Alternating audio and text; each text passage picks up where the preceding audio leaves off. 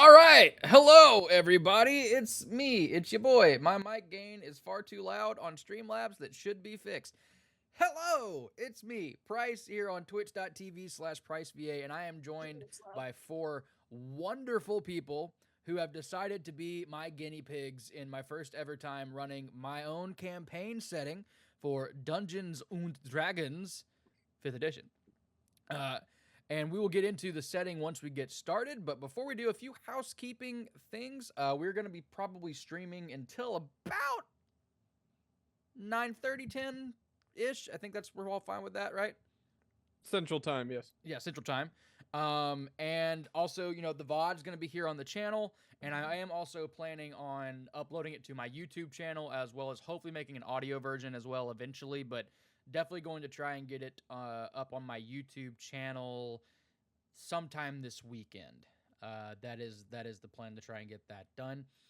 Before we get started and before we introduce all these cool characters in this setting, I do want to introduce our players real quick. If you ever tune in to the Spot Hidden Twitch account, I play with these guys all the time, and they have been kind enough to join me here tonight. So I'll start with our boy Matt. And why don't you introduce yourself, Matt? And where can we? We'll do further, social media stuff at the end. But tell us a little bit about yourself, Matt. I'll tell you about myself. Well, I am a dude. All right. Hi, I'm Matt Stephenson. I am a dude who's part of Spot Hidden. I appreciate you mentioning us there. I'm going to leave it at that as an introduction. But, of course, I have enjoyed D&D since I've started playing, which is probably a good bit longer, or not longer, a good bit shorter time frame than my friends here. But nonetheless, that doesn't quite matter because it is open, accepting game for anyone and everyone. Happy to be here. Bringing back another artificer who we'll meet soon. But I'm going to pass that off. Well, we all know Matt hates Artificer, so I know he's making a very big sacrifice to play one tonight, but I appreciate that, Matt. You got it, man. It's got to do what you got to do. Got to do what you got to do. And also, good to see you, Bump. Thank you so much for coming by. Really glad you're able to make it. Up next, we'll have the man on, according to my Zoom screen, on my right, but I think they're all to my right on the stream. But we're going with Hudson. That's who we're going with next. Hudson Hubbard, tell us a little bit about yourself. What's going on, everybody? I'm Hudson Hubbard, or Huddy.Hubs. I'm another one of the players on Spot Hidden. But, of course, all these guys have been on Spot Hidden, including Trevor, Michael, and Price. There you go, Trevor. I said it this time. And tonight I'll be playing a bard, Theo the Bard. It's the very first time I've ever played a bard, so it's going to be very interesting. It's going to be crazy. Yeah, very crazy. Right. Thank you so much, Hudson. Up next, thank you, Price. Thank you for hosting this. Absolutely. Yeah. I'm really excited. And also, another housekeeping thing. This is my first time actually running a Dungeons and Dragons game on stream. So if there's any technical snafus, anything like that, please bear with me. And also, if anything sounds chunky but not funky, let us know in the chat and we'll try and get it fixed. But up next, our next player is going to be the one and only Michael Scott. Hello. Thank you for having me. Yeah, man. My name is Michael Scott. Haha, it's funny, from the TV show. Yes. I've been playing on Spot Hidden with a bunch of my best friends here. Special shout out to Trevor, who doesn't get enough attention apparently. Big shouts. Thank you for having me. I'm very excited to play. Careful, don't give him too much. It goes straight to his head. There's a reason we do it. And last housekeeping thing before we get to our last player, we are going to be taking about a 10 to 15 minute break. Based on the current time, probably at about 9:15. Probably 9 o'clock. Probably take our first break around there. 9 o'clock. 9 o'clock, 9:15, right around there. Probably about a 10-15 minute break, and then we'll come back. And our last, but certainly not least, player, we have the everly awesome Trevor Turner. Hi, I'm Trevor Turner. Yeah. You already knew that. Yeah. We're playing D&D. I don't know. I had something set up and then I completely lost it. But yeah, we're here now. Introductions. I'm good at these. All right. But yeah, I'll be playing a druid. That's what I was gonna say. I was gonna talk about playing a druid. Hell yeah, a druid. I haven't played D&D in a long time. Druids are cool as shit, and nobody ever plays them, and they're really cool. All right, guys. Well, what do you say let's get in it? Let's get to it. So a little bit about the setting as we start. This is a fantasy world that I've been working on for a couple months now. It's still, could it have more fleshing out? Absolutely. Will you ever realize that? No, because I have smart DM brain. But what I can tell you is we are starting in the city of Mournwyld, and Mournwyld is the largest of the 5 free cities on the western coast of the continent. And it's called the continent because the writer has not been able to come up with another name yet. So, TBA continent. But Mournwyld is the largest of the 5 free cities that occupy the western coast of the continent. They are neighbored by the Gestalian Empire, which takes most of the continent. And then to the even farther, the northeast of the continent, you have the Kingdom of Jalur, which is a bunch of dwarves. And then to the south, you have an archipelago of islands known as the Kingdom of Eramimnora. And that's where the elves come from, because of course they come from a place called the Kingdom of Republic. Excuse me, they reformed into a republic. The Republic of Eramimnor. We are opening in Mournwyld, and we start at one of the weekly governmental assembly meetings. Now, these are big public meetings, and the various senators and other important folks are there and as well as ambassadors are there to talk about what needs to be talked about this week. And this is, again, a public, it's open to the public to come watch. The public can't just come speak whatever on every time. They would have town halls for that. But basically, you have a lot of people just showing up to see what's going on in the government. And we open up on this setting right here. We're in this huge assembly hall. The current era is magic has kind of dwindled. It's still there, but not quite what it was several hundred years ago. And you have what looks like a relatively recently refurbished large council chamber. And you have many very important people here attending this and speaking. You have everybody, like the Queen's there. The head of the City Watch, of course, is there. The Archmage, who runs the Academy of the Magi in the city, is there, of course. The head artificer of the Guild of Artificers is there. You have a lot of these very, very important people. And we are opening up on a delegate from the Republic of Eramimnora. He's an elf, a high elf, long ears, all that kind of stuff. And his name is Theostulfgar Maling. And he is he is the official diplomat from the Republic to the city of Mournwyld. And he's up there talking, goes, and in conclusion, I would like to say that we are very, very excited to restart the construction of the new Elvish embassy that'll be in District 1 of the city. And of course, we love to contract several local workers as the nice head of the labor union reminded us. Of course, we were planning on doing it anyway, but we would love to contract several local workers to help us build it. Of course, it'll be supervised by elven architects to keep it within our styles, but we are very excited, and we thank you for your hospitality as always, and we look forward to continued diplomatic relations. So he takes his seat. And I want to first pan to, we have a half-elfin man. This half-elfin man, he is not speaking today, but he is part of a larger delegation representing the larger farmlands outside of the city. And he is sitting there, and he is seeing his boss about to go up to speak, his boss already spoke, excuse me. He went over just different, farming subsidies, things like that. And your boss has come and sat down next to you while the assembly meeting keeps going. Trevor, will you introduce your character for us? Yes, my character's name is Moraechiljastulfgar Smith. Yes. Most people call me Smith. That is my last name. I am a wood elf, born and raised sort of on the outskirts of the farmland. My father was a farmer, and my mother was from, a wood elf, or yes, so that makes me a half breed.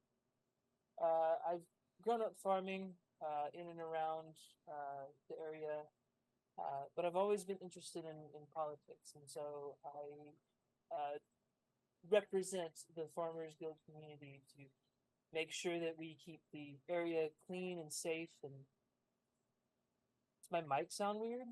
No, everything sounds fine to me. Oh, Oh. I don't know. it's just you. Might just be me. I apologize for interrupting you. Oh no, I you're all don't good. think you weren't supposed to say that out loud, Trevor. I guess. Anyway, Start the stream Production, over. man. Yeah, all right, let's redo it. Come on, Bryce. Yeah, that's right. All right, we'll We'll start be over. right Everything- back. Can Will it? you do the noise, please? Get rid of it. this So, guy, Farmers Guild, yeah, he represents the Farmers Guild. right, and all so the- you were a part of a team of about 3 or 4 other farmers who kind of came together, but you're led by an older human man by the name of Barry Townsend. And Barry Townsend, he's kind of, he's an old farmer, man. That guy has been outside. He's got kind of leathery skin, graying hair, but he's a tough old sumbitch. And he sat back down after kind of just talking about farming. He goes, Smith, I got to tell you, man. I don't know if that went too well. I mean, I think we're going to get the subsidies, but had a lot of grumbling coming from the nobility section. We always do. Yeah, that ain't the truth. Now, I think by the end, in about a year, I'm planning on stepping down. I'm getting old, these old bones. And I think you could make a good replacement as the head diplomat here. But, that being said, I do think you need to learn more about the city itself. You haven't spent a whole lot of time here compared to maybe others, but I think you got the mind for it.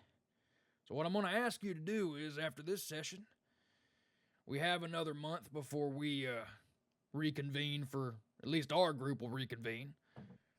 I've gotten you a room in one of the inns in District 2, and I want you to stay here, learn the city a little bit.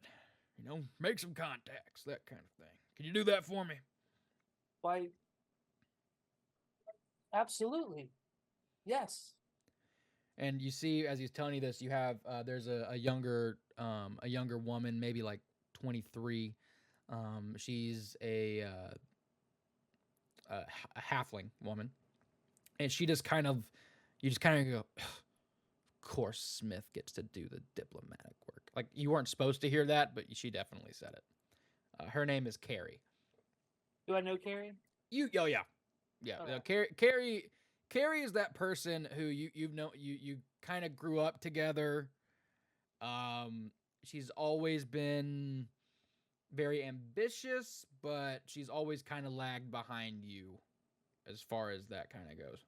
If that makes Spell sense. Carrie. Carrie, Kari. So many different ways to spell Carrie. Yeah, but she's Yeah. just she's muttering to herself, basically. Like,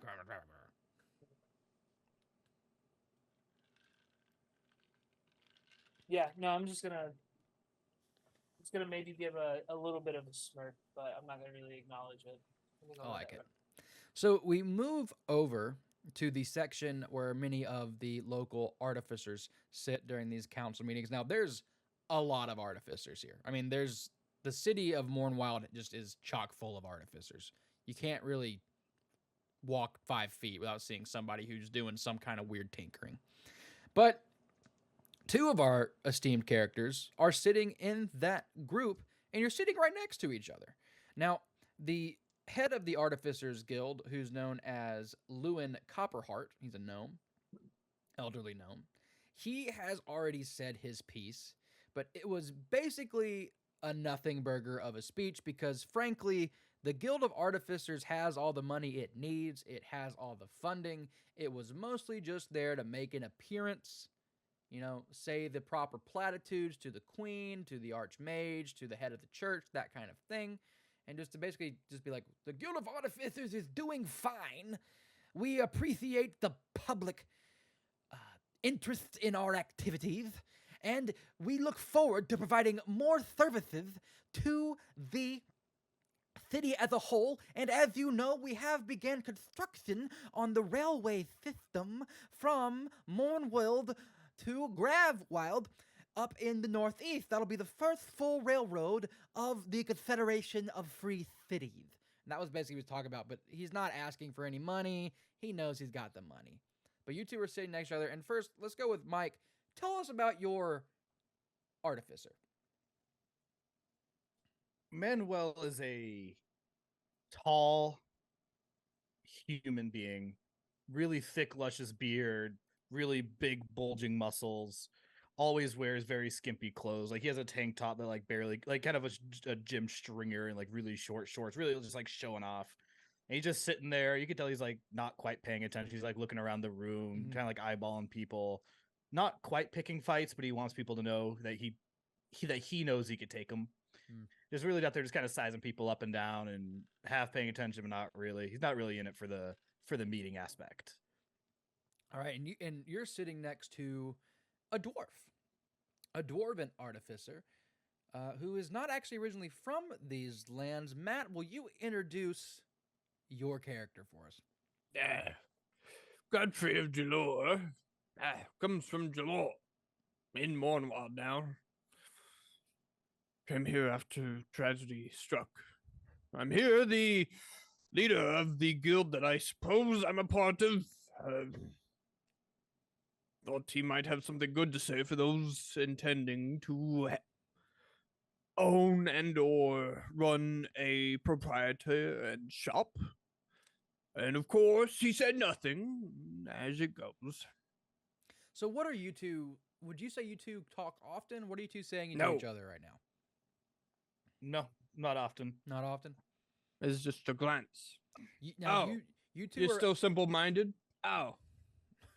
Now, you two are actually both ranked at the same rank of Artificer. The way the Guild of Artificers works is the better you do, you're represented by a better medal, basically. And you guys are considered Iron Class Artificers, which is the second level.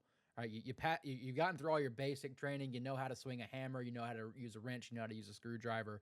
But you're still early in your careers. You guys are Iron level Artificers. So you guys would see each other around the guild often, but you're not necessarily like forced to work on projects together or anything like that. You're not necessarily forced to study together, but you would be considered like, you know, if this was a job, you guys would be making the same amount of money.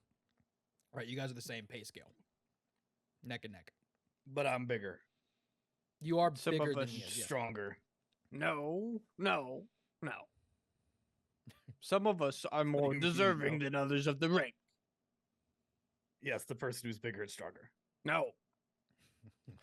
Just because you can suplex someone doesn't mean you get the higher rank. Yes. Let's have a fight. My fist versus your brain. I think I know which one will win. Interesting. How would that work? I punch your brain.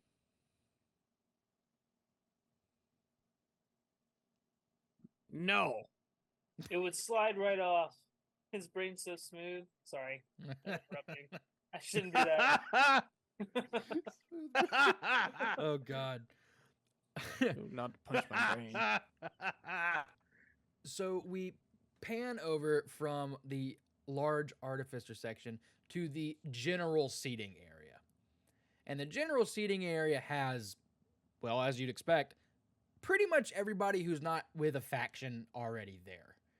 You know, and you have all kinds. There's humans, there's elves, half-elves, there's dwarves, there's gnomes, there's halflings, there's a couple tieflings sprinkled here and there.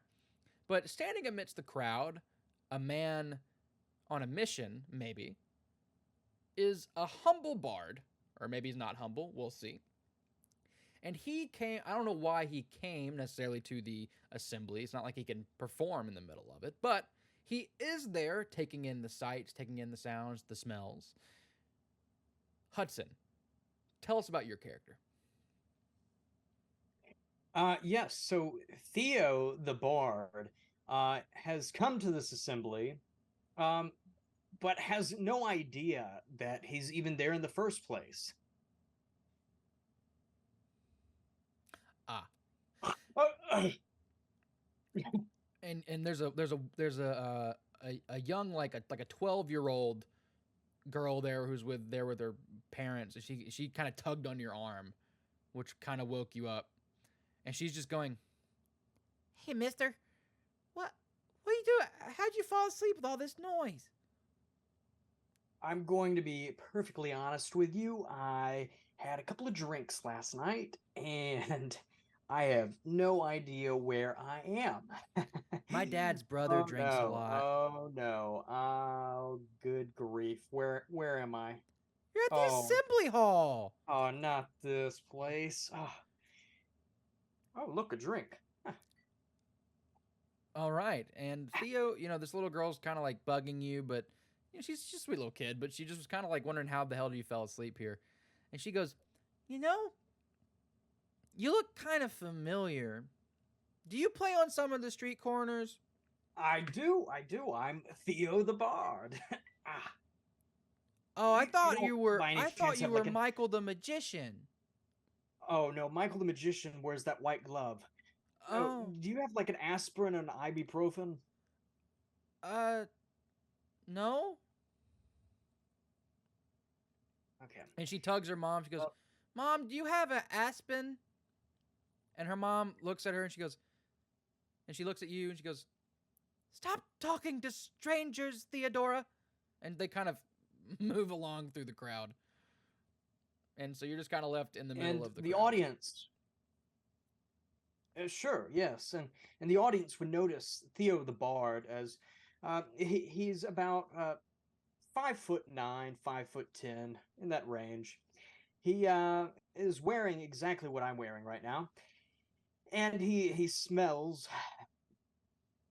not very good. He smells like dog shit, and he smells also of cigarettes and alcohol. And as that little girl, you said the little girl and the mother are walking off. Like the mom grabbed her hand and then like pushed her husband and was like, "We're leaving," and they Okay. kind of. And as they're walking off, he's going to call out, "Make sure your little girl doesn't get around Michael the Magician. I hear he likes to make little children go bye-bye." And you see the little girl go. Dude, Kinda look back. the street drama. Oh shit! Freaked out. Yeah. Her name was Theodora. I just came up with that off the top of my head, but her name's Theodora. Maybe she'll show back up. Who knows? That's how I this like game it. works. It sounds like my name, Theo. It does. I just realized I did that. Maybe she was your daughter the whole time. No. So you have. Theo's actually a eunuch. Oh, interesting. Yes. The deep lore, as they call it. Or That's the funny. smooth lore, as they call it. Exactly. Shut up. Oh, God. So at this time, though, the meeting has seemingly come to a close. The only other delegate to speak is the delegate from the Gestalian Empire. Now, the Gestalian Empire is easily the largest country on the to-be-named continent, but they have been in a approximately, it's almost 15-year peace agreement with the Confederation of Free Cities. The hostilities have halted. We're in peacetime. And he just gets up there, and this is a hobgoblin man wearing a bit of a cravat, He just goes, "The Gestalian Empire would like to thank the Confederation of Free Cities for upholding our peace agreements, and we look forward to, in 4 months' time, celebrating." He coughs. That wasn't me that had the cough, that was the character. "And we are looking forward to celebrating in roughly 4 months." I see it, Hudson. The renewal of the treaty. And I, of course, will be joined by fellow delegates from the Empire, and will contain documents with the Emperor's seal. Thank you.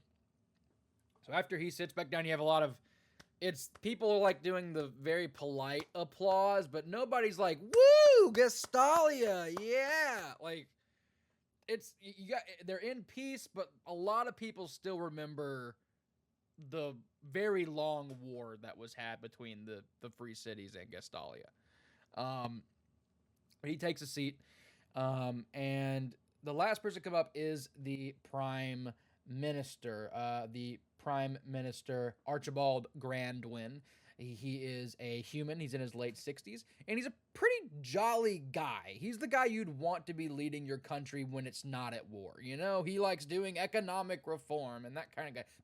People like Archibald, right? He was there. Well, thank you so much for coming to today's assembly meeting, and of course we will reconvene next week for local business, and of course our diplomats from afar shall see us again in 1 month. However, before we close, I would like to remind everyone that 60 days from now is the annual Grand Jamboree.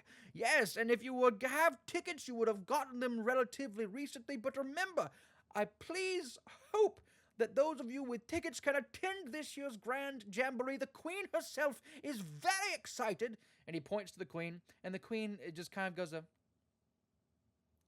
very excited indeed, Prime Minister. And the Queen, Freya Romana II, she's half-elven. She looks like she's in like her mid-40s. She's probably a lot older than that, being half-elven. Kind of hot. No, not kind of. She is hot. But always has a bit of a stern look on her face. Like, she doesn't put up with bullshit.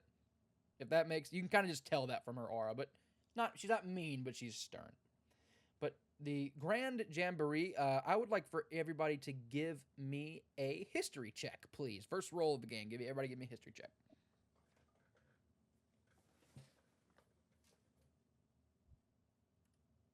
Oh, yes. Suck it, Matt. 21. All right. I got a 12. That's Okay. fine. That's fine. 18. 18, Trevor?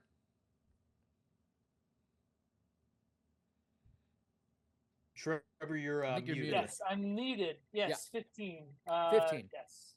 Sorry, it's been so long since I've. Oh, been no, on. you're good. So, actually, this was a really low DC. This was like a DC 10. So, you guys would all know that the Grand Jamboree is a yearly festival held at the palace. And the Grand Jamboree is the party of the year. It's the social event of the year. But it's not just for partying. It's also for making political allies, networking contacts, making business arrangements. Basically, if you want to advance in any way in Mournwyld, the fastest way to do it is to get a ticket to that Grand Jamboree. And let me tell all four of you right now, none of you have tickets. May I protest? With that 21, Sure. Theo the Bard, he perhaps may be playing at the Grand Jamboree.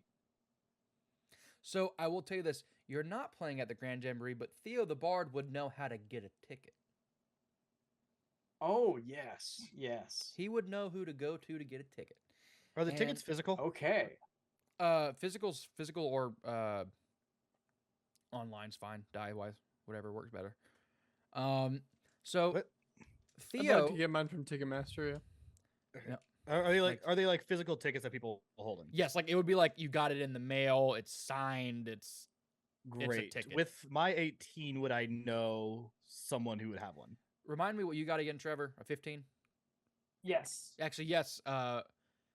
Manuel, you would also know who to go to get a ticket. Great. All right. So Can I talk to Godfrey real quick before Sure. we move on? no, go ahead. Godfrey, I'm gonna get in because I'm big and strong. I'm gonna go get a ticket. Do you and your puny little arms need me to get you a ticket as well? No. But I how are you going to get yours? So I was going to beat someone up for it. that's not What's what you're gonna wrong? have to do. But you know a guy basically. You know a guy. I think they let some children in. You could probably take them out. That's exactly what I was thinking. But I was asking if I should find 1 or 2 children. Not that I need it. Find 2 children. Fine, dude. Puny arms. And take it from children. Now, Trevor, you did not know where to find a ticket, but guess who does? Is it Barry? It is Barry. Barry looks at you and goes, it'd be perfect for you to get to go to that grand jamboree. It's a hell of a time. Listen, and this is the exact same person you know of, Theo, and the exact same person you know of, Manuel. There's a man down in District 4 where all the shops are. All right, his name is Elevast, all right? He runs a curio shop. He could pretty much get a hold of anything. Go see him. He might be able to get you a ticket. I'm not going to be able to pull that. I have my own ticket, and frankly, I don't want to miss that party. It's fucking sweet. But go see him. He might ask you to do something for him to get that ticket, but I think it's worth going to ask him, see if he has any contacts that can get you a ticket. Now, how did I pronounce that guy's name? I just forgot. Barry? No, the guy. Cheerio. Yep, We'll- it's Cheerio. We'll recanonize his name is Elevar. That's it, Elevar. So, you guys all exit the assembly hall, which is in the center district where all the government stuff is, and the palace and the church. Like, it's all like right in the center of the city. And the rest of the districts kind of fan out. It's not quite circular, like some districts are misshapen a bit, but the center is where all of the government stuff happens. And you would know that District 1 is how you get into the city, and that's where all the embassies are. That's where a lot of states, other states would have their things. District 2, that's where a lot of inns and some merchants would be. District 4, where Elevar is kind of, it's not in the slums, and it's not in the merchants area. It's kind of this weird in between, I would say, middle class but not really area. But it's not unsafe, but I wouldn't go there after nightfall, maybe. If that makes sense. But the assembly did end at 1 o'clock in the afternoon, so there's plenty of daylight. We're also in the 5th month of the year, so like we're starting summer, baby. It's you got light for days. They don't do daylight savings time, but there's still a lot of light.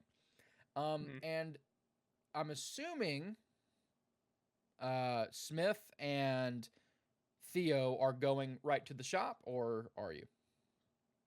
Well, yes, that's where Barry suggested I go. So, Yeah. I will Theo, go would right you be heading there too? Theo's going to make his way to the shop. It may be in a stumbling way, but he will make his way. All right. And Manuel and Godfrey, Mm-hmm. do you think you guys are making your way to the shop? Yeah. Yeah? I'd say so. Following Godfrey. All Boss right. told me to protect him because he's small and weak. So as you guys are leaving the assembly hall, there's a lot of people leaving. It's a big crowd. But, the crowd start going different directions in different districts. Some are heading towards the seaport in the north. Some are heading towards, the factory area. Some are heading towards the embassies. And you notice, though, there's not a whole lot of people heading towards District 4. And as you kind of notice, eventually there's only like 6 or 7 people heading towards District 4. And that's including you 4. And you're all kind of walking. And you take the same turn to get to the shop. Take another turn.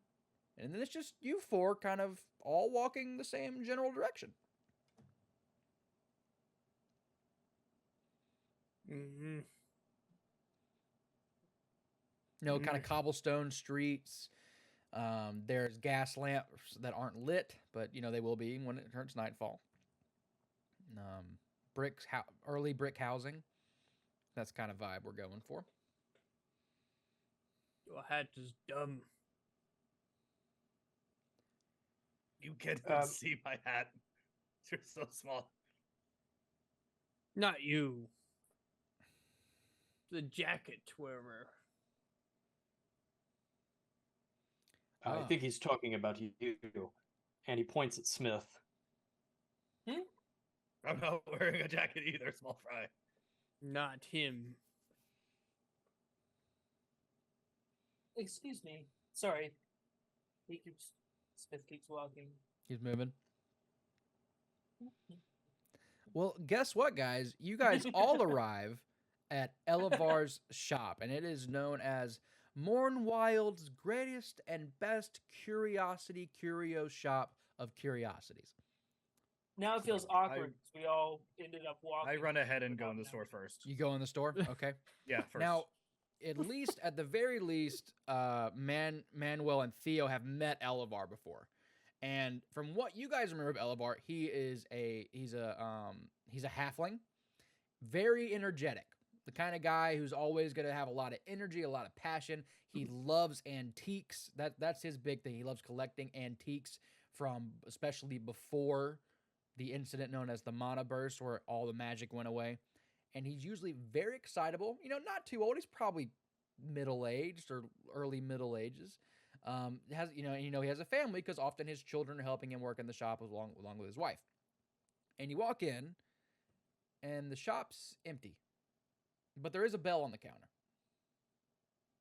I Oh, ring the bell really just loud a lot of times. Just ring the bell.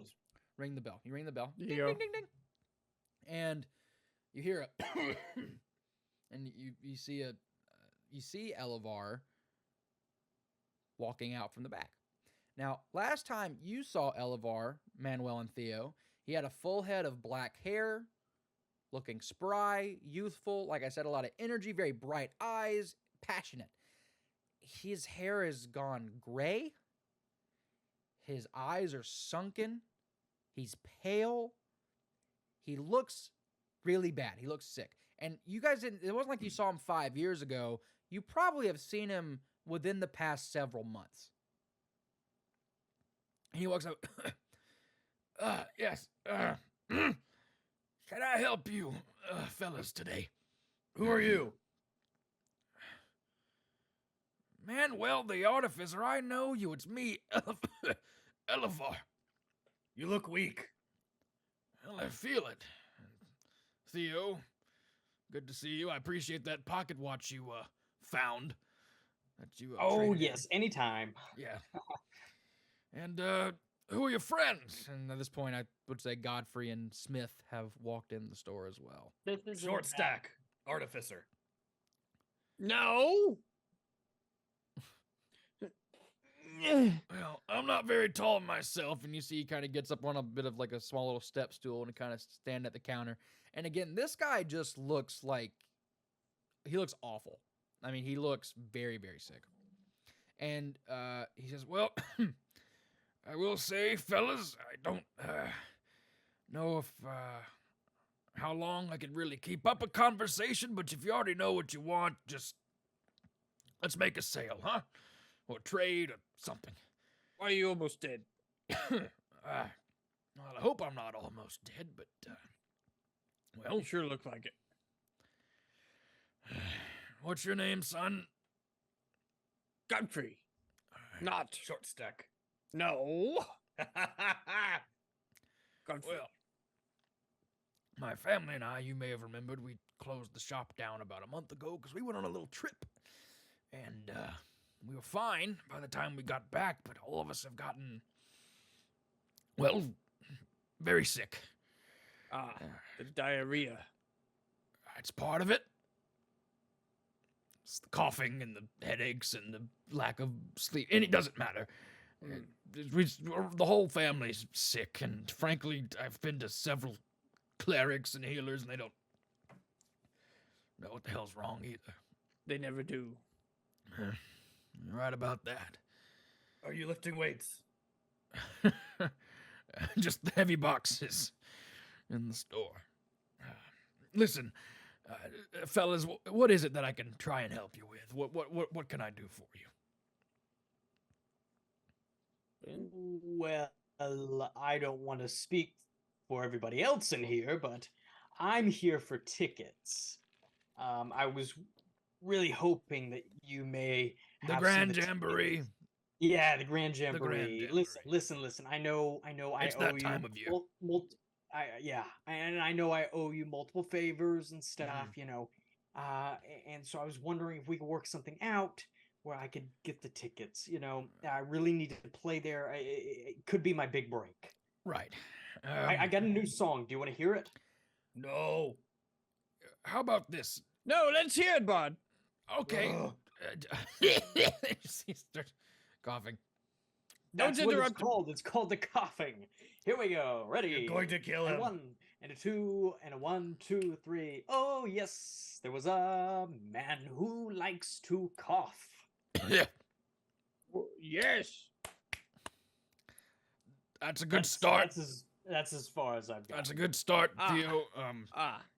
Could be shorter. Well, yours. I can definitely help you with a ticket. But you other gentlemen, what can I help you with? I'm going to fight for my ticket. Take it from a child. Ticket. Are there children nearby? Yes, I'd like to fight Yes. someone for my ticket. There's Yes, children fighting. Yes. No, I'm fighting Yes. the child. Elevar I just looks understand that. very. And perhaps I will give you theme music in the background. Yes. Now the Please bud do gets not. it. Please do Elevar looks not. very concerned, and he goes, "Are you all after tickets then?" Depends on how many children. Yes. I'll get my own. What about he you? he sir? will You haven't also really- get mine. He looks at Smith. He goes, "You haven't really said anything there, young man." Yes, sir. I would also like a ticket. Well, there's 4 of you. Seems like at least 2 of you don't mind a fight. Am I right on that? They're children. You'd only fight children. Well, look how short he is. He's like child size. No. Those tickets are expensive. Now, I have several, and I could give them to you right now for 500 gold each, but I can guess none of you have that amount of money. So I'm going to propose something else. To the northeast of here, I won't do it. well, You said 5 gold? 500. 500. Oh, I'm broke. I'm okay. I'm going to give you another option. I'm not going to go to service you. I don't need you to service me. I'm asking for work in exchange for payment, which is different. You're from Jalur, aren't you? Right. Aside from Nothing wrong with that. That's fine. But listen. There's a forest outside of the city, about halfway to Gravweld. And you've probably heard of it. It's known as the Silent Forest. And in that Silent Forest, there's a special tree that apparently its sap can help cure diseases and help ease ailments. Now, normally I wouldn't put much stock into these superstitions, but I have evidence from ancient texts that I've collected. Yes. I'd like to roll to see if my character would know exactly what he's talking about. Oh, yes, absolutely. Give me a nature check. Absolutely, I'll give you a nature check. What is it? Let's see it. Oh, 15. 15. So, yeah, with a 15, you have heard of the Silent Forest. The Silent Forest is, it's a bit of a ways away. It's not within, like, the borders of Mournwyld and its extra farms. It's, it's a several days ride away. And the Silent Forest, you would know, is not visited by people. Most people would consider it haunted. And it's called the Silent Forest because it doesn't seem like any animals live in it. It's just flora. It's just trees and bushes and stuff. Do I know the medicine he's talking about? Do you know the medicine? For that, I would like to get a Medicine? yeah, Arcana. Arcana check. Can you give me an Arcana check? Oh, okay. 18. 18. Very good.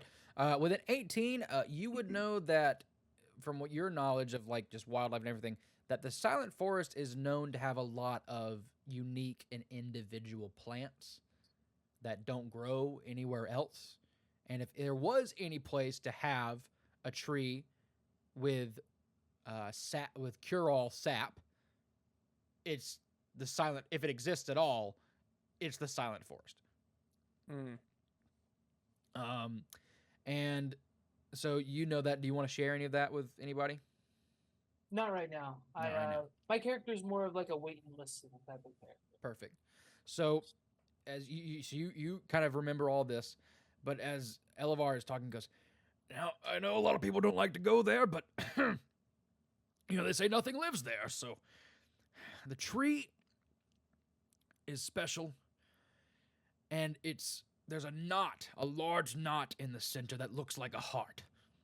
And it should be somewhere in the center of the forest. If you can get to that tree and get me, and he pulls out like a flask. He says, if you could fill this flask with the sap from that tree and bring it back, I'll give you each a ticket to the Grand Jamboree. And he kind of starts to hold his chest. He goes, you have to understand. If it was just me who was sick, I wouldn't ask all this, but it's my children and my wife. And I've run out of options left, and clearly I don't feel up to going myself. So I promise you, if you bring me back that flask full of sap from the heart tree in the Silent Forest, I will give you those tickets. I have them already. Well, they're on their way, I should say. I don't have them, but they will be here when you get back. Boring. Children. There's bandits on the road you could beat up. There are children outside I can beat up. What is up with you and beating up kids? Were you bullied as a child? Were you bullied? Look how strong I am. No, Manuel hung. No, Manuel. He's right. Kids must be beat up another day. I can beat up adults too. Oh, wait. Go into the forest. I'm sorry. But a tree, beat up a tree, hung. Excuse me. Don't mean to butt in, small-statured man and large-statured man. Your name is Manuel Hung? Yes. Have you heard of me? For my many accomplishments of fighting other people. No, I would say many we have used heard to of go to Manuel school Hung. together. Ah, I don't remember an annoying musician at my school. If I did, Don't you remember I might Theo? have beat you up. No, Did I beat you Theo. up? Don't you remember? I gave That's you your that stack, I nickname, beat him Manuel up. Hung. I beat him up. it I sounds beat him like up, you got. Trevor. It sounds like you got beat up. I beat him up. No, Oh, it's so Theo. stupid. Theo Nato. Okay. We Theo, can go fight more trees. like Theo, more like got beat up. Okay. Let's go fight This is trees so with strange. silly I singing was the man. bully in high school, and now I'm being bullied. Go play your flute. Exciting. I play a lute, not a flute, you Go play dimwit. your flute. But I Let's do go have a fight lute. trees. Would you like to hear it? No. No. No. Okay. Your but he- mother liked to hear it last night. Haven't heard that one before. And he also gives you he one was of with your mother. Oh. Oh. Oh. Y'all are that's killing me. good. Y'all are killing me. So he also hands you one of those like sap extractors that you would find like people get sap out of maple trees too. And he hands it to Smith. He hands it directly to Smith. A sap extractor. That's what I called your mother last night. Stop it!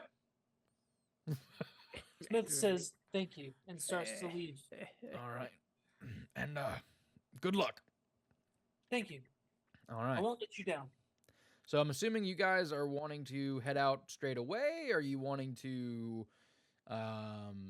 hire any mercenaries? They're probably out of your price range, but to go with you, getting supplies? What would you guys like to do before you head out? Smith starts leaving. Just straight up. All right. Straight up. Hmm. Because y'all haven't like tried to talk to him or anything. Well, this is out of character. Sure. My internet keeps cutting in and out, so I've only gotten like half of the story. Oh. Okay, so It's okay. Like I'm sure I can put 2 and 2 together. I know we got to get some sap from the tree, that's and the basically tree is it. of great significance. So it kind of plays into it, playing into Theo kind of already still blacked out drunk a little bit. So Basically, all you need to know is if you get the sap, you get the tickets to the big party. perfect. That's all it is. And also the forest you're going to, you don't know this, but Trevor knows this. It's kind of got a bit of a scary reputation. But you don't know that. The only one who knew would have known that would have been Smith. So, are you guys heading out?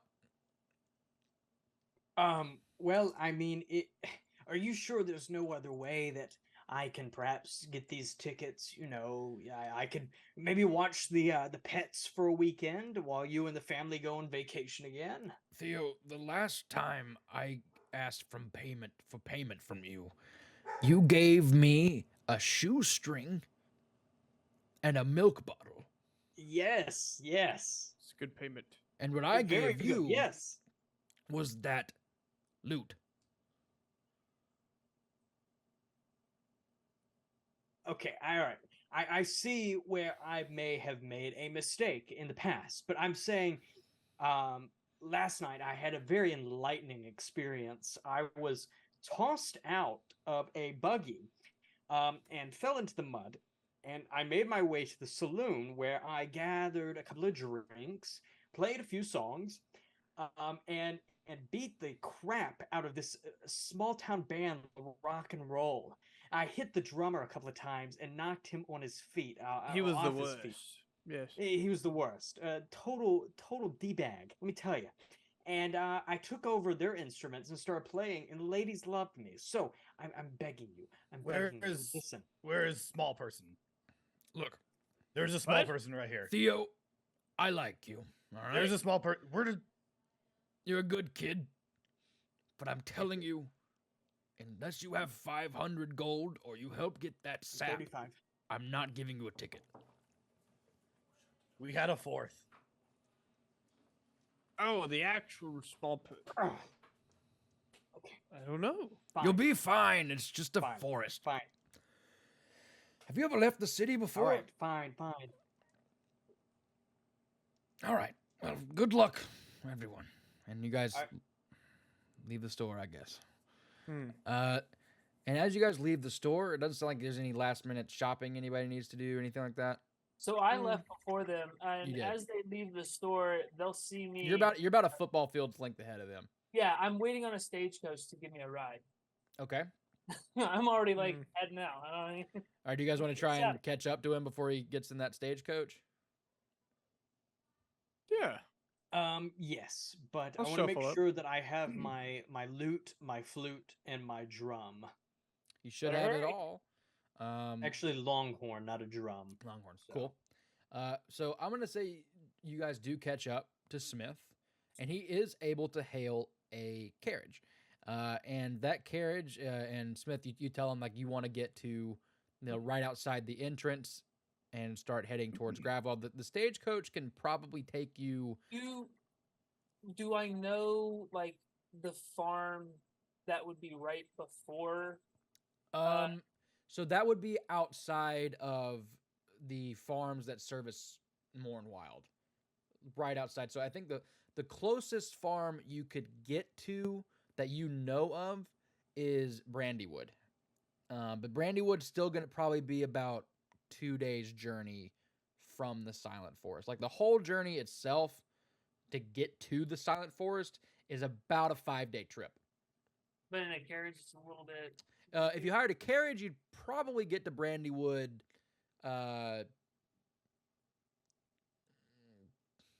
6-7 hours. How much Right. is it going to cost? So every hour in the carriage is going to cost 5 gold. Now, you could take the carriage to, say, Ballast Town, where you're from, and you would know that there are like horses for rent and stuff like that. And to get to Ballast Town, that would only be 5 gold total to get to Yeah. Ballast Town from the city. And I'm from there, and I probably know Right. someone who just lend me some horses. Yeah, you could do Can that. I roll to I'll do that. intimidate the cab driver?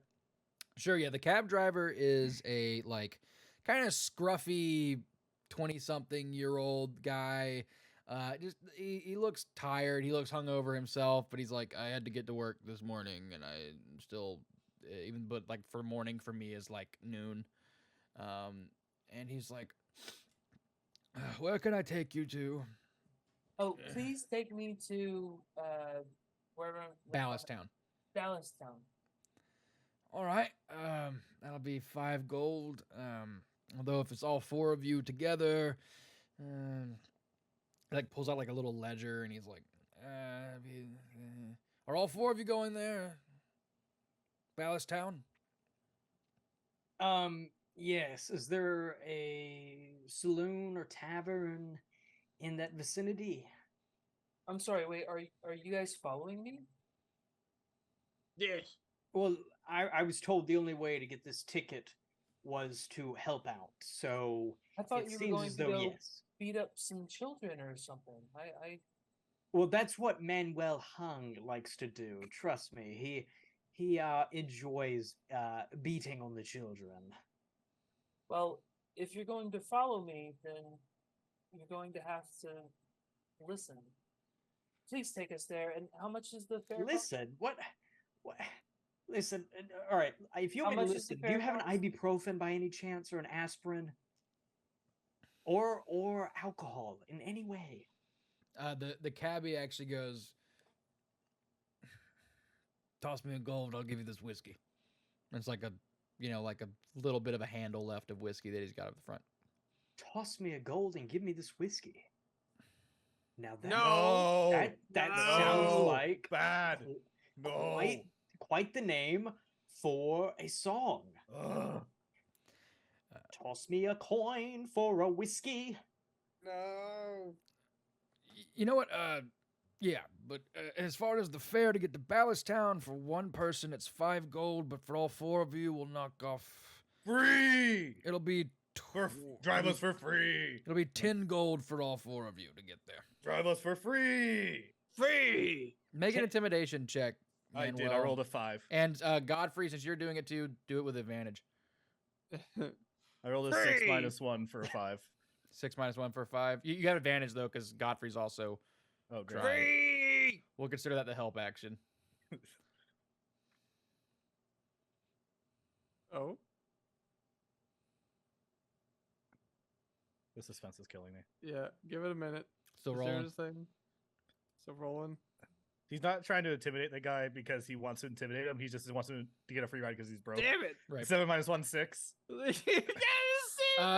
Yeah, the guy is not intimidated. He just kind of looks at you and he's like, "Do I know you from high school?" Yes, I beat him up too. No, you didn't. And he goes, I beat him up. Short No. stack, I beat him up too. "No, you didn't." Okay, it's 12 gold for all 4 of you. Can you, Wait, cab driver, what's your name? Jameson? Jameson. Jamie. Oh my goodness, it's me, Theo. Theo, the singing guy. yes, we used to bully Manuel. No, I beat you both up. I Yeah, distinctly no, remember you know what, beating you Theo, both up. you're an old friend. I'll knock it down to 10 gold for the group. Because he's scared of me because I beat him up short stack. I will pay that. I will pay that. How have you been? My dad owns a stagecoach business, and I hate it. But That's I work right. for it. I should have put 2 and 2 together. I mean, you are the only stagecoach business in the town, and I remember you're the only stagecoach Well, that not would come and anymore. pick me up from my house to take me to school. Not anymore. There was the new one that opened up, and they're real assholes. They keep trying to undercut us, but we're the Right, best right. stagecoach in Oh, town. yes. We're the best ones.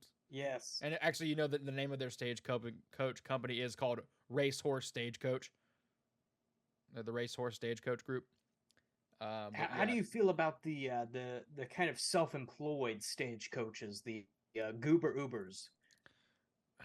I mean, I get the flexibility of work, but I mean, it's just there's no safety net with it. I mean, there's no guaranteed scheduling. I mean, you could drive around all day and not pick up a single customer. You know, it's frankly, I don't know. I don't know if the risk matches the potential reward on that. Well, I'm happy to give you 10 gold as long as I can sit in the passenger seat. Yeah, sure, why not? And don't worry about that gold for the whiskey. We'll split it. And you sit up in the front, and you guys start making your way to Ballast Town. It's going to be about a 3-hour stagecoach Tour? ride. Oh. 2 to 3 hour stagecoach ride. So one thing you'll learn about Mr. Smith, that he's a very honest man. He's grown up to be very honest. So he will slip Theo 5 gold pieces. And Theo just doesn't say. Are you trying to do that quietly? No, just like, like an offer. Like, here's his 5. Well, fine. I appreciate it. And I was slipping Theo the 5 gold pieces since Theo paid 10. oh, Theo. Sorry. My fault. No, it's okay. All right. So Smith, correct? Yes, sir. Well, I do appreciate this, but you don't have to do that. We're old friends, so I'm happy to pay the 10. No, it's fine. And I'm also a bard, so I make a lot of money on a nightly basis, can't you tell? I'm an up-and-coming politician. Oh, well, Mr. Smith, I'm more than welcome to take your money. How are you today? Doing well. I would love to sing some songs at your maybe campaign rallies. Oh, I'll keep you in mind. Thank you. Yes, please do. And here, I'll open the carriage door for you. After you, sir. Thank you. He goes and he sits down. all right, and I'm assuming Manuel and Godfrey are joining Smith in the back of the carriage. oh yeah, I'm fast asleep already. All right. nice. Manuel, just like sat down. Manuel, get Smith's luggage. His luggage needs to be tended to. Man, like I think all Smith has is like a nap, like a duffel bag kind of thing. You know, he didn't come here with overnight stuff. He was planning on going back to Ballast Town tonight anyway. Yeah. I was planning on meeting up with I was actually going to stay with Barry for the rest of the evening until he told me to take this little side quest, which turned into another side quest. So I got to True. meet back up with him in Barry's Town before I depart towards Silent Hill. Silent Forest. So we're Silent Hill. all in the stagecoach, and by the time you guys are getting in there, it's about 2:30 in the afternoon, I'd say, and it's a good. I would say it was a good 2.5 hour stagecoach ride to Barristown, and along the way, this is a the road from Barristown to Mournwyld is probably the safest road in the area because there's just constant traffic. It's because that is the biggest farming town. It's the center of the Farmers Guild. I mean, and there you see stagecoaches, you see wagons hauling grain and livestock going back and forth from the city. It's the last place people are worried about bandits is the Ballast Town Road from Mournwyld to Ballast Town. It's called Ballast Town Road. And so it's only certain bandits. Only certain bandits. Yeah, no bandits usually on this road.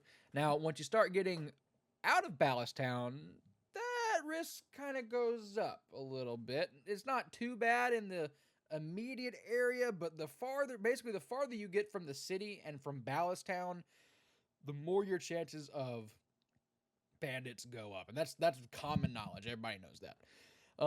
It's a good 2.5 hour stagecoach ride to Ballast Town and back, or to Ballast Town, and you guys arrive at Ballast Town. And Ballast Town is, we're calling it a town.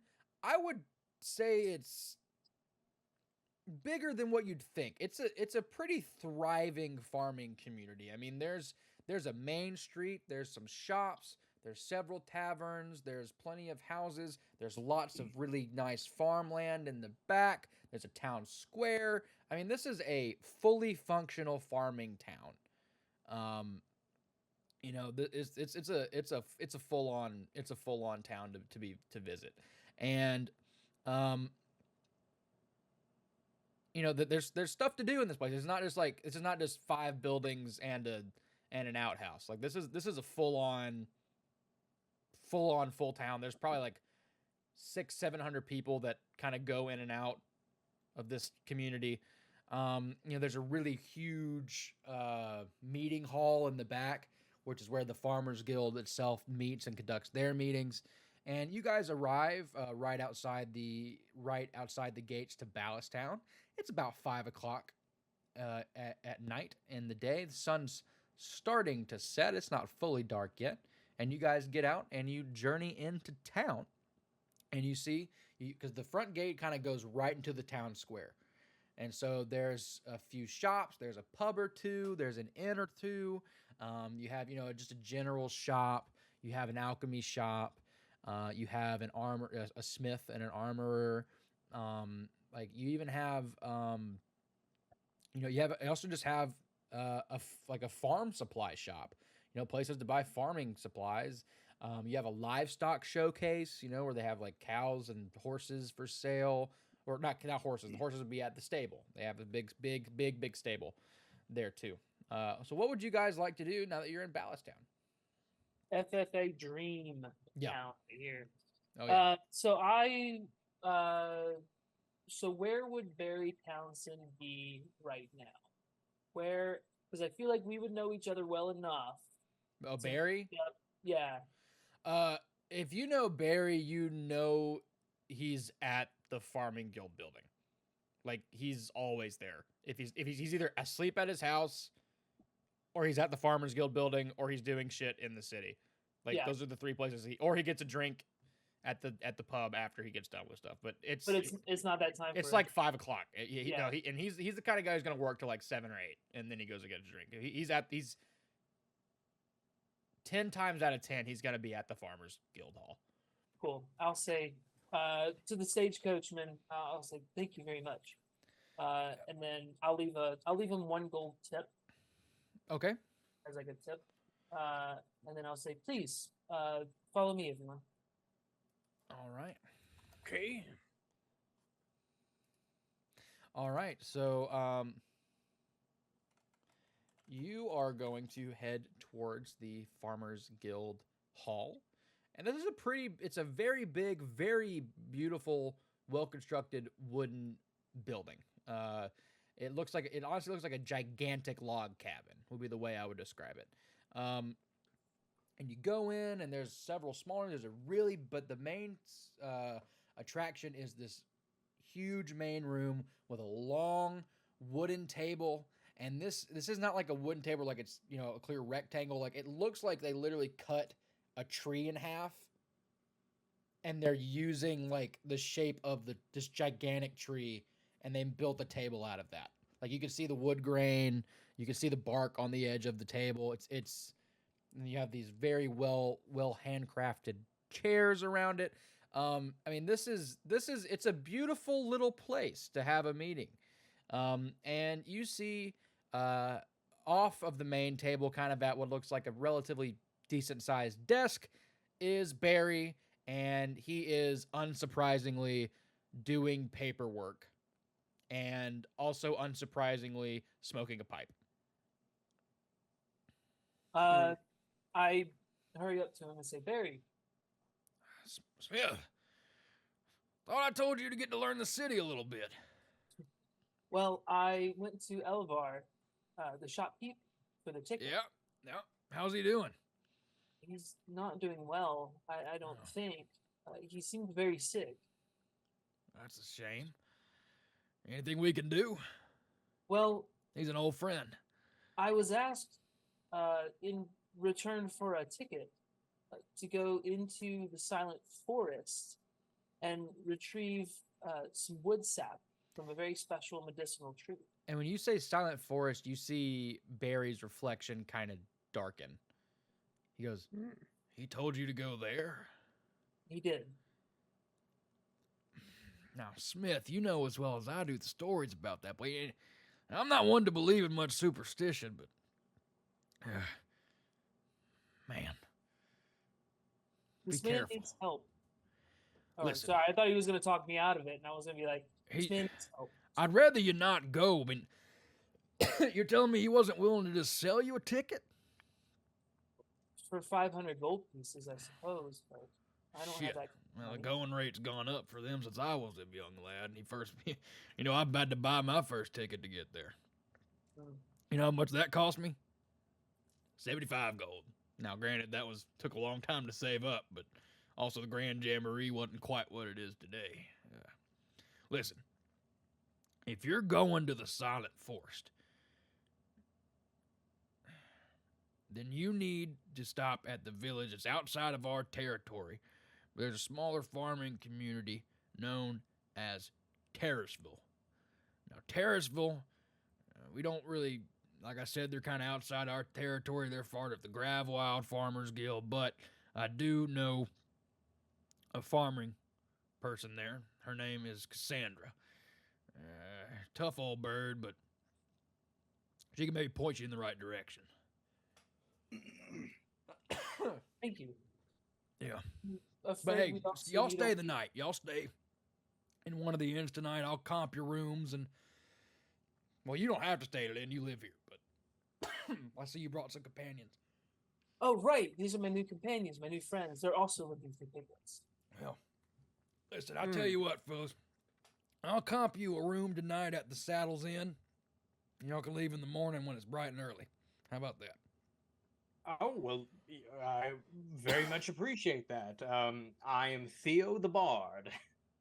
I can tell you're a bard, and your name's Theo. Oh, yes.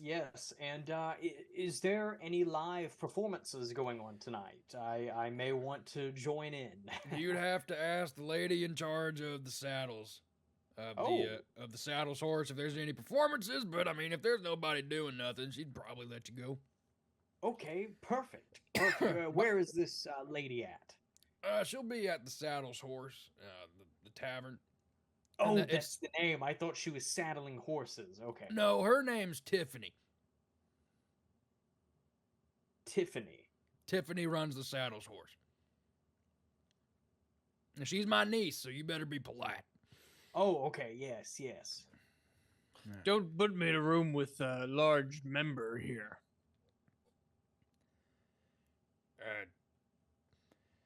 I mean, if you just tell them you need 4 rooms, you can, and you just tell them Barry's paying for it, and they'll get you 3 rooms, and Smith, good. you got a house. I mean, so yeah, you can get 3 rooms.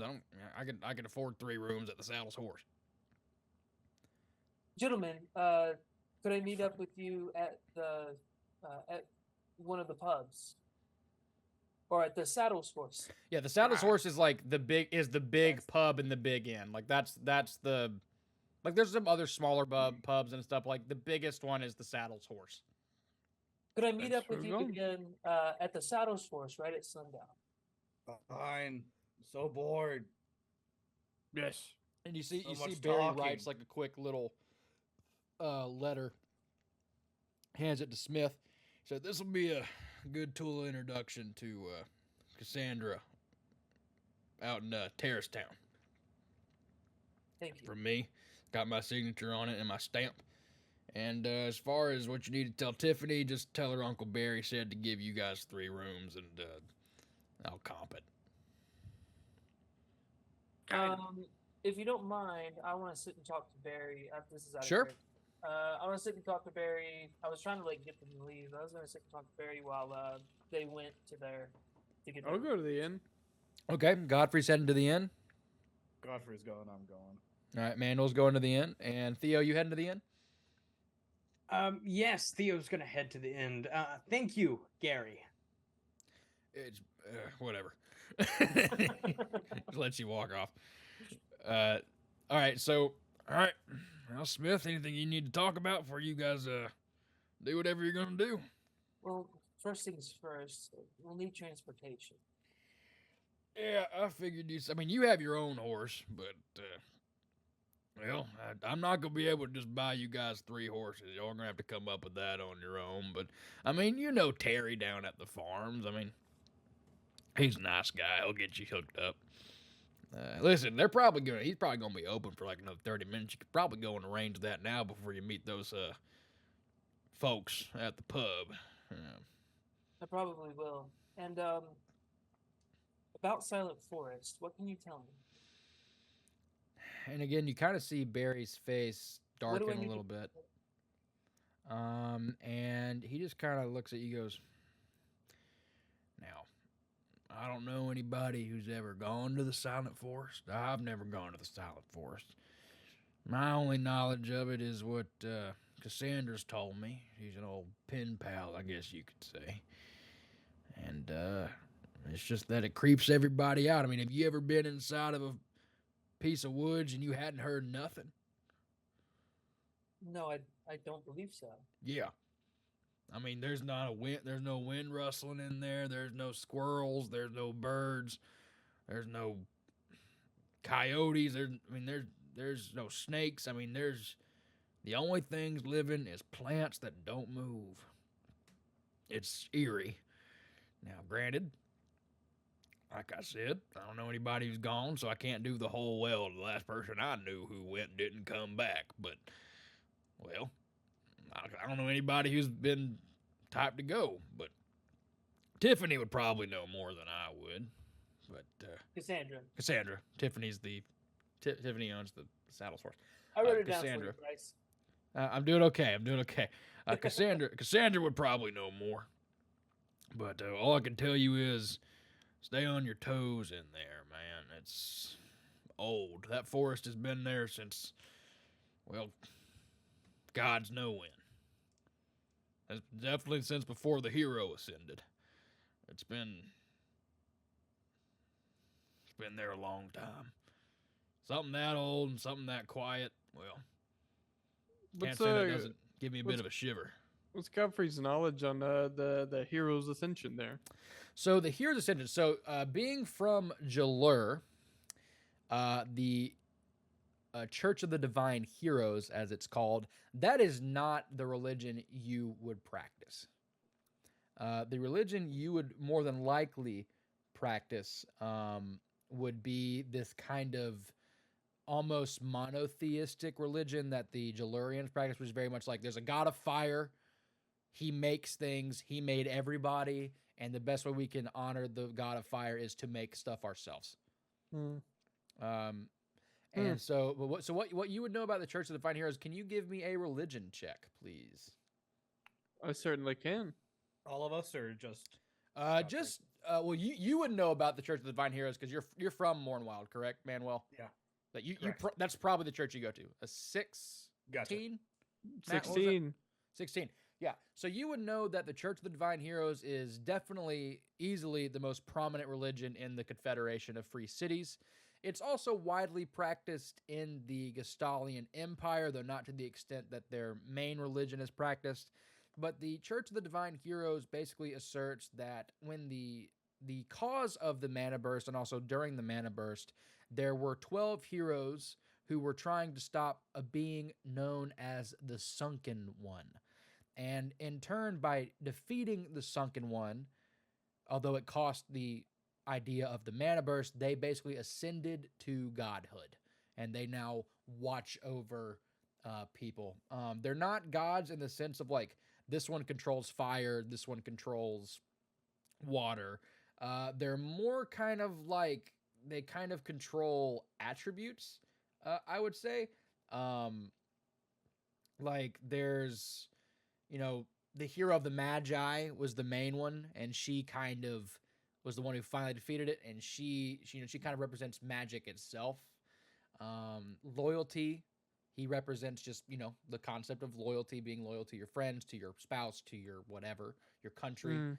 Battle would be war, mentorship, they're all pretty there's the hero of the Magi, the hero of loyalty, hero of mentorship, hero of battle, hero of preparation, hero of scholarship, hero of redemption, and those are the 7. There's like 7 of them. And they kind of, when they ascended, according to the religion, they kind of took the place of the old pantheon of gods, who were those kind of classic, this one controls the earth, this one controls the air kind of thing. Now, the old pantheon are still worshipped widely, somewhat, and especially in the big empire, but the main religion, that is the easily predominant religion in the Confederation, is the Church of the Divine Heroes. These people who ascended by defeating a great evil not quite 500 years ago, ascended to godhood. That's kind of that religion. Yeah. Now, that probably is not what you practice, but it could be. But yeah, not quite. Yeah. Huh. Now, and the other 3, kind of being from the Mournwyld area. Now, whether your character practice religion or not, that's completely up to you. But that would be very easily the big main religion. It's like Christianity in the Southeast. Like, that's the big one. So anyway. It is almost 9:00, and we are going to take a 10 to 15 minute. Let's do for about 10-minute break, guys. Does that work? Sure. We'll take a 10-minute break. Let everybody, get a chance to catch their breath, use the bathroom. I'm going to go fix my internet. Go fix that internet, and we'll be back in about 10 minutes. We'll see you soon. Thanks for tuning in, and we'll get some more stuff going here in a minute. See you guys in a minute. Wow, a dab. Oh, a dab! Wow. You don't shake a huge bite of cheese. No one does that. No sane person does. No sane person eats that much cheese. Yeah. Yeah, and I think that where string cheese... We're live, by the way, but I would keep talking about cheese. Advantage is because you could take off little bits. Right. How do you feel about mac and cheese, though? Isn't that just like a spoonful of cheese? That's melted cheese. That's different. Melted cheese is different than solid cheese. Chat, what do you think? Is melted bite of solid cheese? Is melted cheese completely different than solid cheese? I think. I guess yeah, because like fondue is delicious. I love fondue. Yeah. Fondue good. Or like queso dip. Like queso. You can just shovel queso. Yeah, like I wouldn't get like a block of cheddar and just fucking like. No. Yeah, you don't want to do that. That's fair. And that's again that goes back to why string cheese is so good, because you can strip it off and just take little bits. Yeah. Cool. Well, we're back live. Hello, everybody. We were talking about cheese, but now that we're not talking about cheese, we're now talking about the game we're playing, and we are now at a scene now that Smith has had a really good conversation with his mentor Barry of Barristown. Yes, Barristown is named after Barry's ancestor, who was also named Barry. Barry is spelled B-A-R-I. Like, it's Barry's town. That's intentional. Thank you, Price. You're welcome, Price. Very smart, Price. Thank you, Price. Thank you, Price. Thank you so much. I came up with that all on my own. I'm a big boy with big ideas. But anyway, we are now at the tavern, the Saddle's Horse. And the Saddle's Horse is, oh, yes, Smith, did you have something? I'm not at the Saddle's Horse yet. You're not at the Saddle's Horse. You are still talking with Barry. But the Saddle's Horse, is this as rowdy or big as a tavern in the city would be? No. But, there's a lot of people here. There's drinks pouring. There's food. It's a pretty decent-sized tavern for a town this size as well. It's pretty big. And I believe you guys, have the letter from Barry that would say he's comping y'all's room with you. And you come up to the bar and you see a very lovely young woman tending the bar. She has dark hair, olive-colored skin, piercing green eyes. She's, serving people, wiping down countertops. But even though she's doing all this manual labor, you can tell she's in charge because you see people coming asking her stuff. She's telling them to do stuff. This is the woman in charge. And if you had to guess, this is Tiffany, who runs the Saddle's Horse.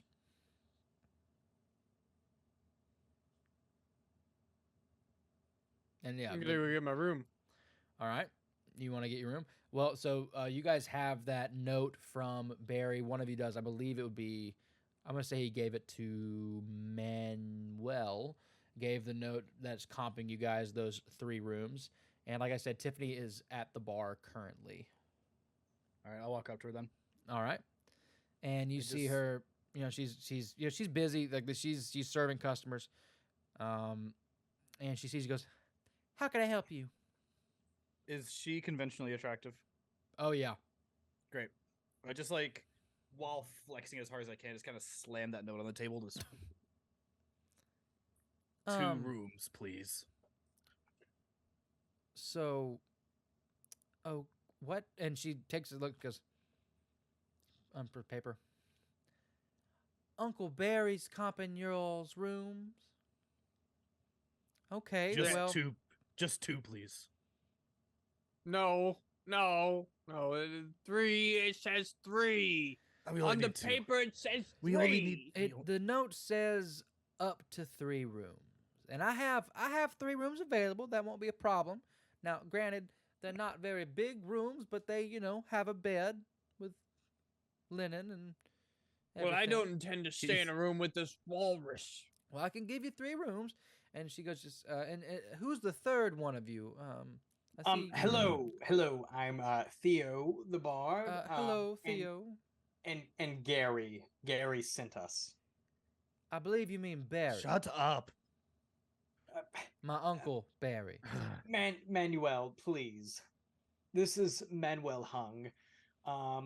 This is what? and- Yes, exactly. I came up with that in high school. I can tell. Yes, and I've Back come when up I with a beat lot him of up. things, such as I beat him up songs. in high school. Would you like to hear one? No. Fair. Are you a performer? He's a mongrel. Titania. Tiffany. That's the one. Tiffany. You're a performer, you say. He's a Yes. dumbass. Yes, an artist. Well, I tell you what. My main act isn't going to be getting here for another hour. If you can entertain all these folks for about an hour, I won't even worry about Uncle Barry comping your room. You can just have yours. The other 2 y'alls are already comped. You don't need to worry about it. And she hands you each key. Suck it, Manuel. Now she says, "Now, if I don't like your music, well, You I'm won't. not going to let Uncle Barry pay for your room. You're going to have to pay for it." So that's your bet. totally fine. That's totally fine. You're gonna love it. Trust me. You're gonna He- love it. He's Okay. playing right now. Before now? you go, Theo, to do your grand performance, can you give me a performance check, please? Oh, of course. Is this hooligan playing right now? He's about to start. He's up. He's tuning his lute. We can go to our Um, rooms right now. You have your keys to your rooms, but also like if you want to hang out and have a drink, there it's I only don't. like 6 I o'clock at don't. night. It's I- not very late. I rolled a 6. Whoops. Uh-oh. Trevor You just have a came. +5, so you rolled a natural 1. That's how bad. Just Did you roll a natural 1? whoa! Whoopee! Yes, I'm sorry. Hooray! We Sorry. we lost connection there. Okay. We're losing connection again. But I'll just go ahead and speak. Yes, my first roll was a 1 + 5, so 6. May I push the roll? Pushing is not a thing in Dungeons and Dragons. It is now. Give us that push. I'm gonna see if there's anything you can do to fix Here, I'll this. just push my screen and see what happens. Yes. You push your screen to see what happens. Oh, your character speaks Goblin. Interesting. So unfortunately, you Yes, get up yes, there and Goblin. you start tuning your lute. Bing, bing, bing, bing, bing, bing, bing, bing, bing, bing, and one of the lute strings just snaps.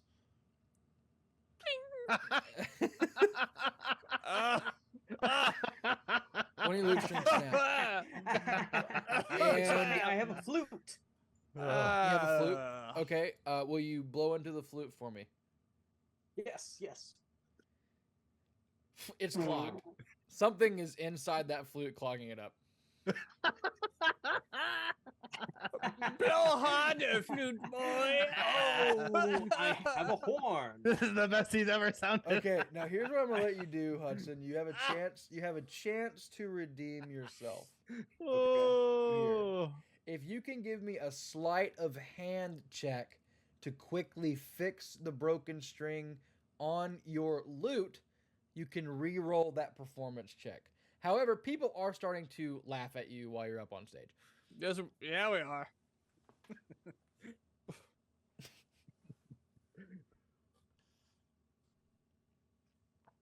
14. 14. So you are able to, no, not quite as, not quite as like hiddenly is not the right word, stealthily as you would like. You are able to put a fresh string back on your lute. However, you have not been able to fix your flute. The only thing you have right now is your lute and I guess your horn, although as far as you know, the horn could be clogged too. Give me another performance check, but it's a DC 15. So if you could beat a 15. How about a 15? Hey! All right. So with the 15, you get your lute is in tune. Everything's working.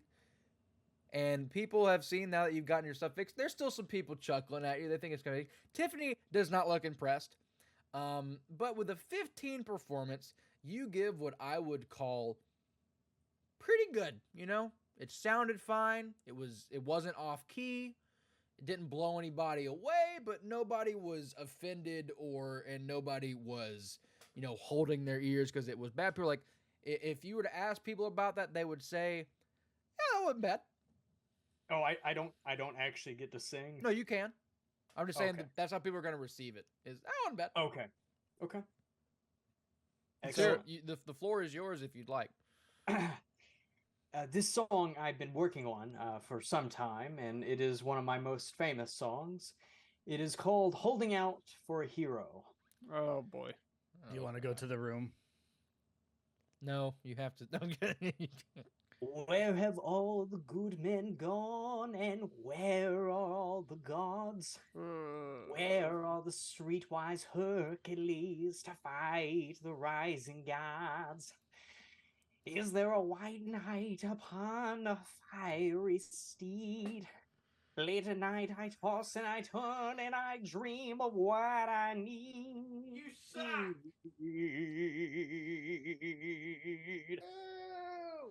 Manuel, take it on. Go blow your flute. All right, I'll take it for you. I need a hero. And you hear I'm some holding guy out in the for crowd a waiting hero go, till the end of the night. hero! Yes. Vibrato! He's gotta be strong and he's gotta be fast and he's gotta be fresh from the fight. I need a hero.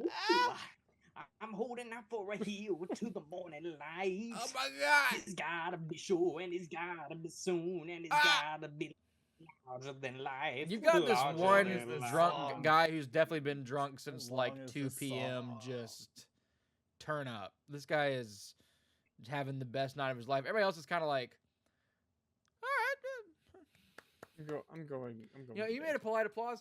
And Hudson, with your performance in tips, you have made, including all this, if you're adding up all the silver and copper pieces, you've made 4 gold off of that.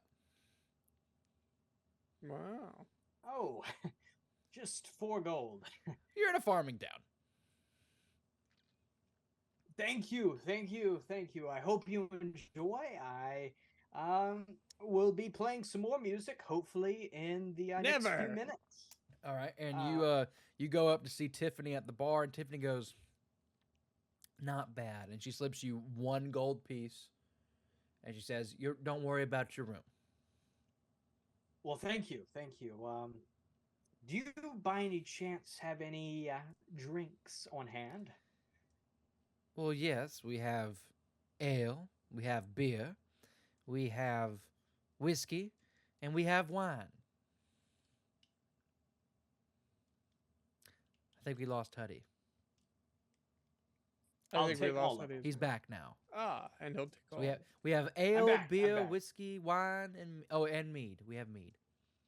I will take all of them. You want 1 of each? Sure, or all of them. I'll need that gold piece back. Okay. For if you want one of each. Okay, fine. Here's the gold piece. All right. I will pay the 1 gold piece for him. Oh. Just kidding. Manuel, Oh, I got me. So You would anybody dog else you. like to get a drink at the bar or anything like that? Nah. No. Manuel, have a drink with me. Ugh. Don't be so hung and dung. Come up here and have a drink. That was. And as you guys are having a drink, you see a group of musicians take the stage. And they start playing a very folksy medley that you probably wouldn't now, normally you're a hear pop in the star. city. Is the show on? You know, Oh, sorry. I would call it, you know, it's not bluegrass music, but it's equivalent to bluegrass music. It's not something you would normally hear in the city, but let me tell you, they fucking kill it. And this crowd is loving this bluegrass style. It's not bluegrass, but it's bluegrass music. They're killing it. You know, and they seem to like what you did, Theo, but this seems to be like what they came here to listen to. Is this kind of folksy Tiffany. bluegrass style stuff? Tiff, if I may. Huh? Who is that band up there? Oh, that's Mr. Mead. I messed that up. That's Mr. Mead's music group. Mr. Mead's music group. Okay. They're a bunch of excellent. locals, but they practice together all the time. They perform here all the time. Well, they're stirring something up inside of me. Well, you Excellent know, boy. they're very good. I mean, you know, they sometimes even travel outside of the town to perform in other communities. They've even gone as far as they even performed in a tavern out in Mournwyld once and did okay. You know, we're very proud of them. Well, I do you think they'd be okay if I talked to them? I'm sure they wouldn't mind. I mean, but you know, I will tell you, they're kind of the reclusive artist types. I will admit, but they're nice enough. I knew a group like that, a trio of gentlemen. They were named Rush, and they were kind of reclusive. They would play and then go to bed very abruptly. That's Mr. Mead. He's the older one playing on the drum in the back. He you know, he's getting up there. He's about 50 something, and you know, he likes to stick around for maybe one drink and then head on to bed. That's usually what happens. But you know, they'll play for a good hour or two and then duck out. Excellent. Well, thank you for the drinks. Of course. Manuel, would you like a drink? Short stack. We're going to bed. Bed. Tired. Your music made me want to sleep. Yes. Manuel, you did not introduce your friend, the shorter gentleman, earlier. Who is this? You know who I am. His name is Short Stack. No. Nice to meet you, Short Stack. I'm Theo the Bard. My name is Godfrey. Godfrey. Theo, can you give me an insight check, please? I may. And then Matt, I'd like you to roll a flat D20 for me. Flat I made a D20. 6. A 6. And I made a 9. Nice. So with that 9, I will tell you this, Theo, you can tell that Godfrey does not have an accent from the city, but you definitely cannot tell where the hell he's from. It's not like you could pinpoint it. You're just kind of like, this guy's not from around here.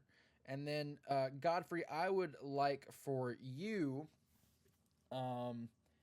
if you'd like, you don't have to do this if you don't want to, but Godfrey, can you give me an insight check on Theo?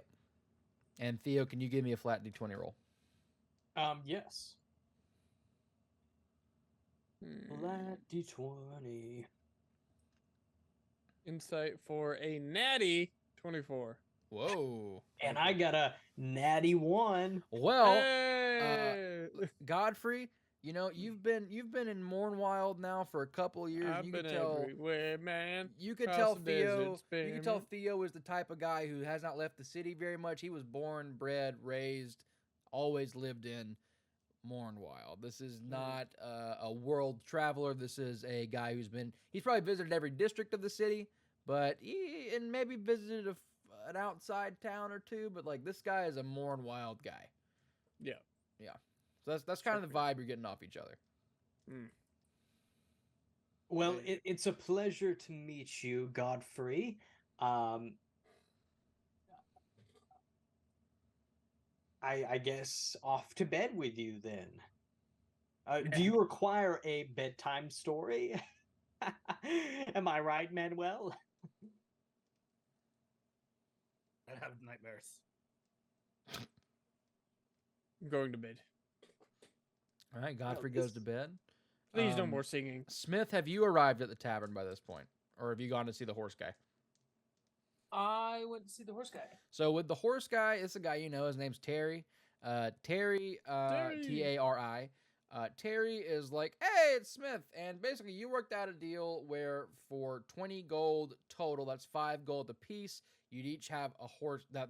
Excuse me, 15 gold, 5 gold a piece. You already have your own horse, Smith. That you guys would have horses to take with you outside of the town, but you're expected to bring them back within a month.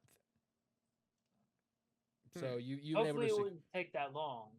It shouldn't take you more than 10 days, Right. but you have them for a month. But so you've managed to work that deal with Terry, where for 5 gold for each of these guys, they have a horse to ride to wherever, as long as they're back in a month. Cool. I also plan on going. Now I plan on going back to or go to Saddle's Horse, where I plan on telling the rest of the group to meet bright and early in the morning. All right. And you walk into the Saddle's Horse and you see Godfrey heading up to bed already. You see Theo doing Theo thing, and you see Manuel looking, well, scrumptious and angry at the same time. And you also see Tiffany at the bar, and she notices you and she goes, well, if it isn't Smith, how you doing, honey? Hi, Tiffany. It's good to see you. You want your usual? Yes, please. All right, and she pours you a glass of wine. You're wine. She pours you a nice glass of wine. Yeah. And Wait, she a puts it on your gla- tab. wait, You wait, have a wait, standing wait. tab there too. Wait, actually, Okay, it's a glass of red wine sure. with a splash of milk. That's what makes it my usual. And as you see her put the milk in the wine, she does this kind of like, and then she hands you the glass. Yeah, that's what makes it stand out a little bit. Mm-hmm. You have a standing tab though, so you don't need to. It's on your tab. Yeah. She goes, so how was the big city? Exactly as you would think it'd be. It's very large. There's a lot of people. I learned a lot from Bear. Oh, everybody learns a lot from Uncle Barry. I got these 3 coming in. They're definitely city folk. Oh, I think you're talking about my new companions. Your new companions. So y'all. Wait, I lean in. I lean into Tiffany and said, "We're going on an adventure. We're going to the Silent Forest." Tiffany, you could tell this is the kind of person. She's not someone to like shout people's shit. Like she's gonna just be like, interesting. Well, Yeah. And she kind of, she pats your hand a little bit. She goes, well, don't get yourself killed.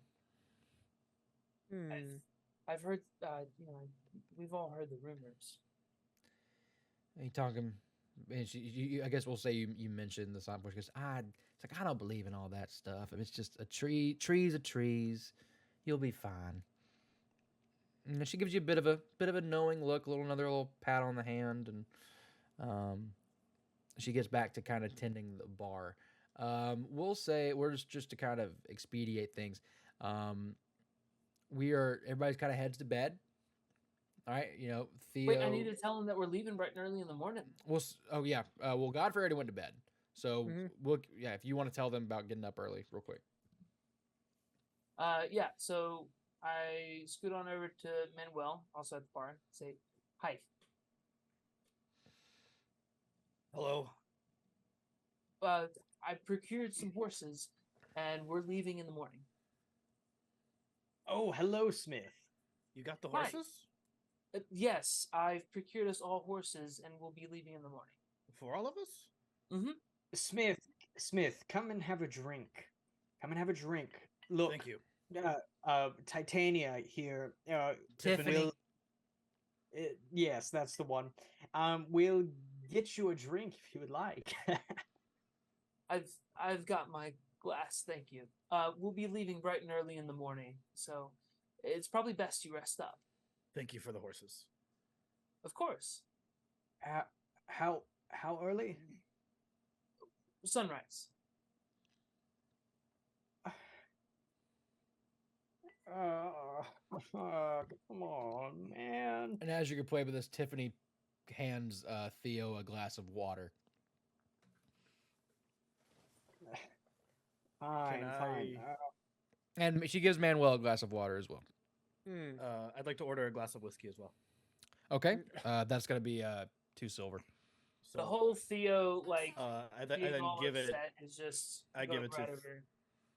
I'd like to give my whiskey to Theo. Oh, you see now, Manuel in high school was a bit of a nerd, but now he seems really cool. So thank you, Strong. Manuel. Yes, very strong now. I Back beat you then, up. I not beat so. you up. I so beat you up. I don't remember that. You I were don't so small and I recall. was so big and I beat you up so bad. I have a very good memory. That's why I I'm getting drink beat up. this. You had a good memory of getting beat up. I'm sure. Anyways, enjoy. We talk about beating up a lot. I ordered 2 more whiskeys and then I go to bed. Okay. That's going to be two silver Yeah. for each whiskey. Great. So you guys all eventually head to bed. We'll even say Theo put on another like quick performance during intermission and made another 2 gold back. Yes, My goal was to get Theo so this drunk that next his morning song- was going to suck really bad. It was really bad, but people gave you gold because they were already kind of drunk.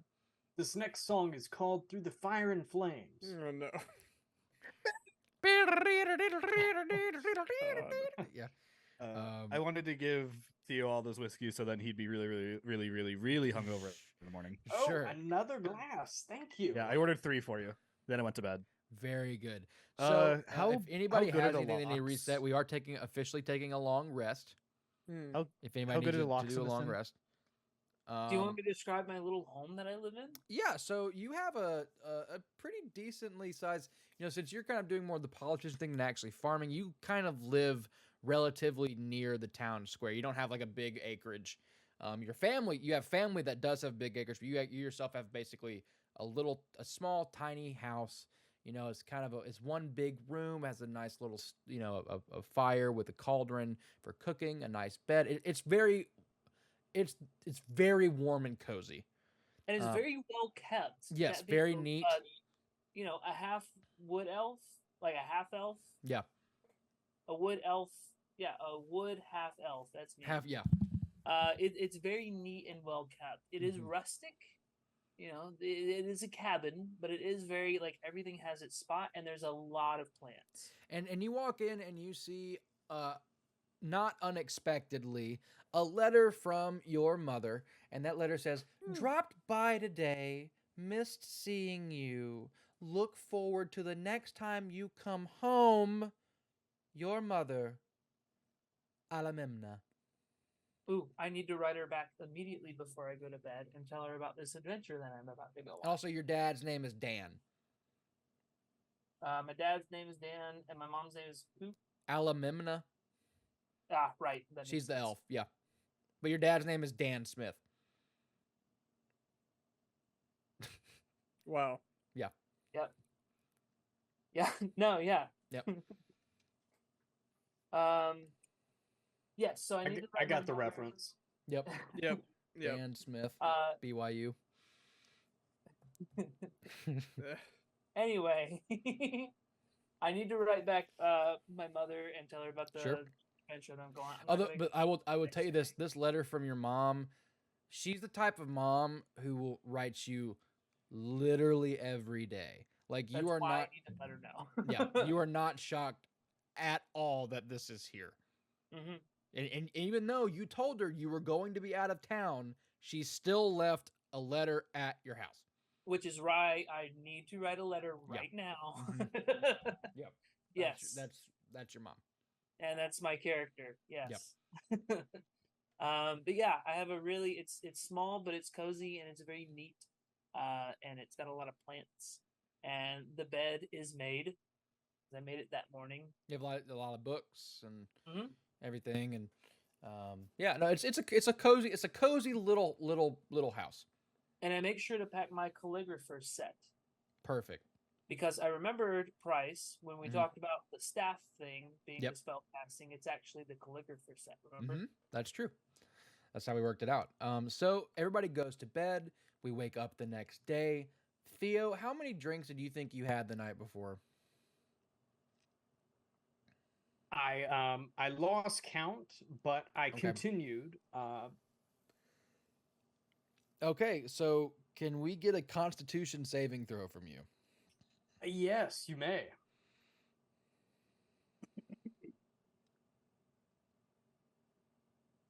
Ooh, a 9.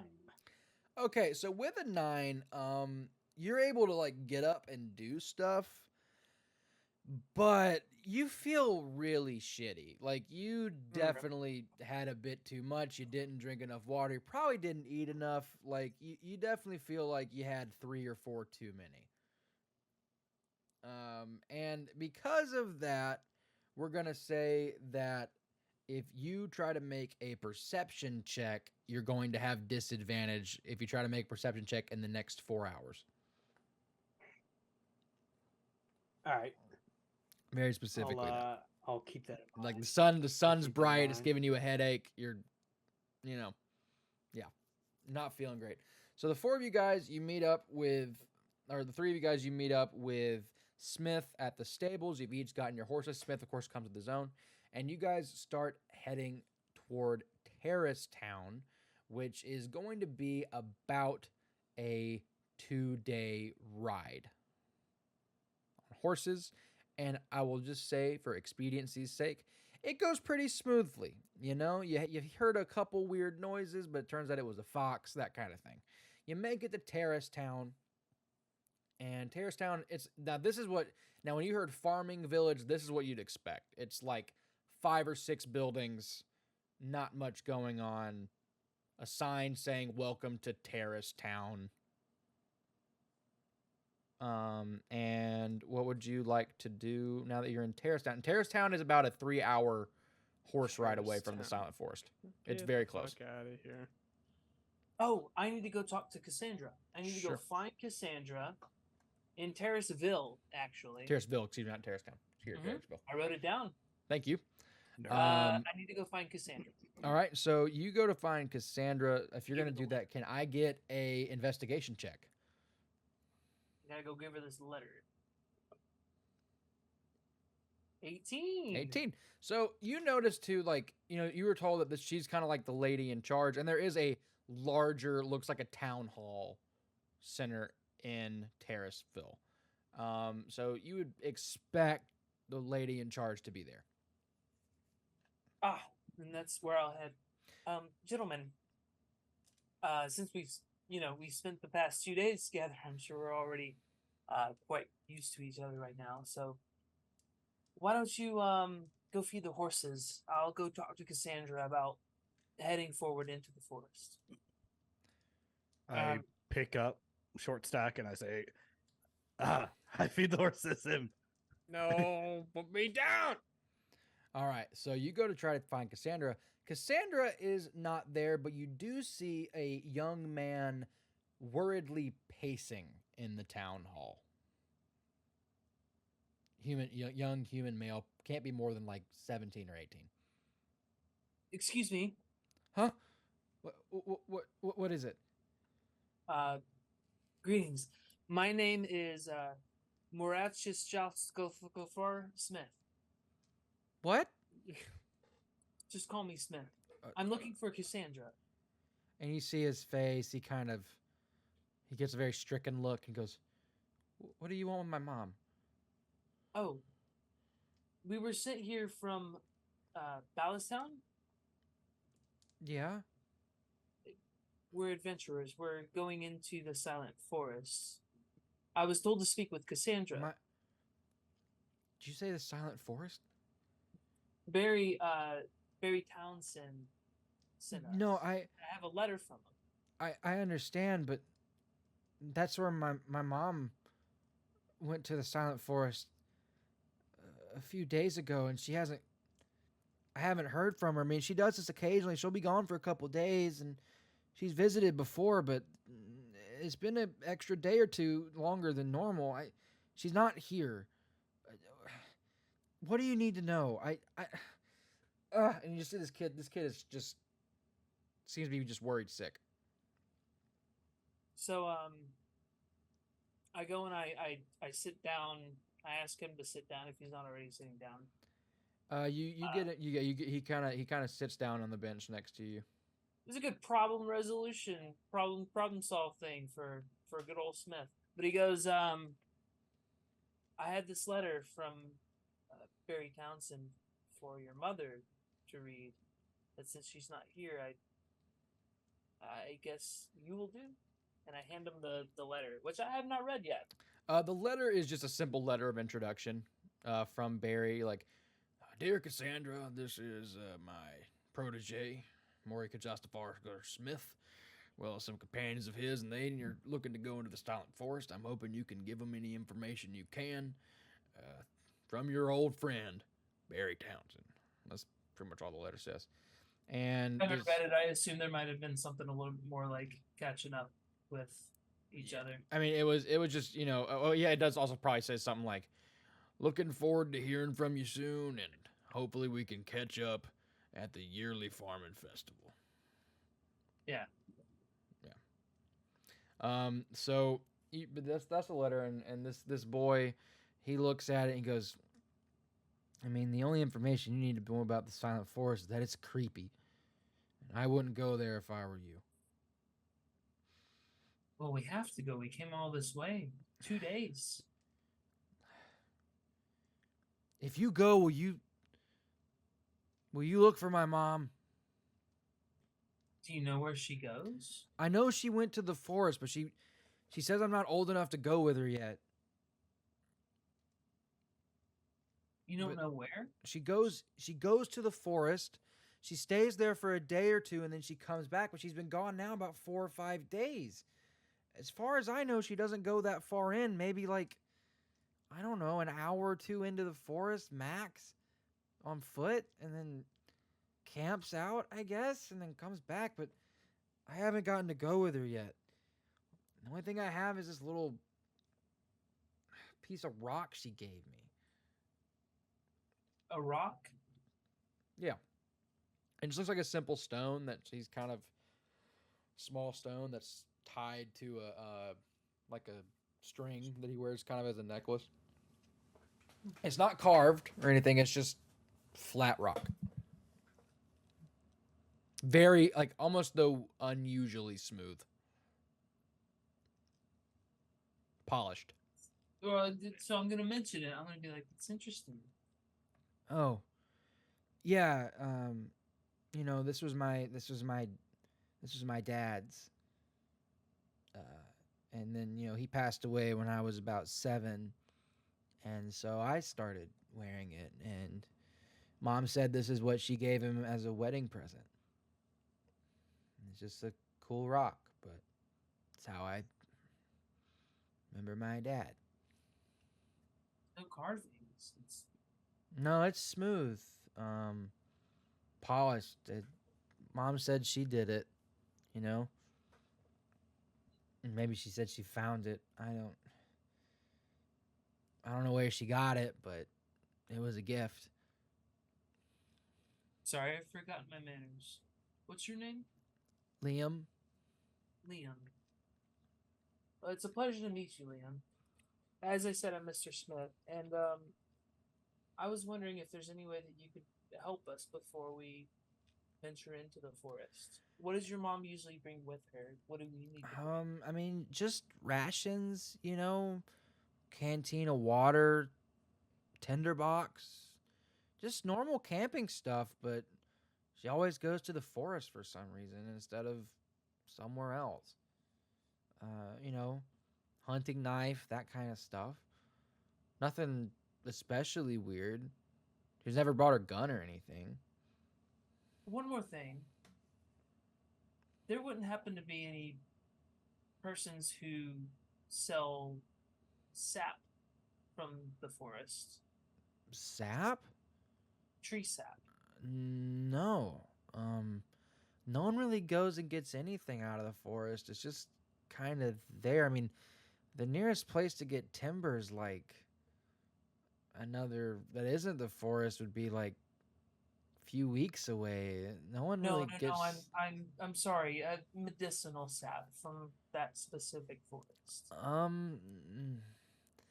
No. I mean, we don't really have an apothecary or anything. We go to we have to travel usually up to the other big town that's about a day away. They have the big apothecary. We don't really have that. I mean, That's okay. That's okay, Liam. Is there anything else that we should know before we venture in there? If we see your brother, we will. he kind of racks his brain and he goes, "Oh, well, my mom did always tell me about the silent forest. She just always kept reminding me how old it was. You know, she kept saying how everything there is old."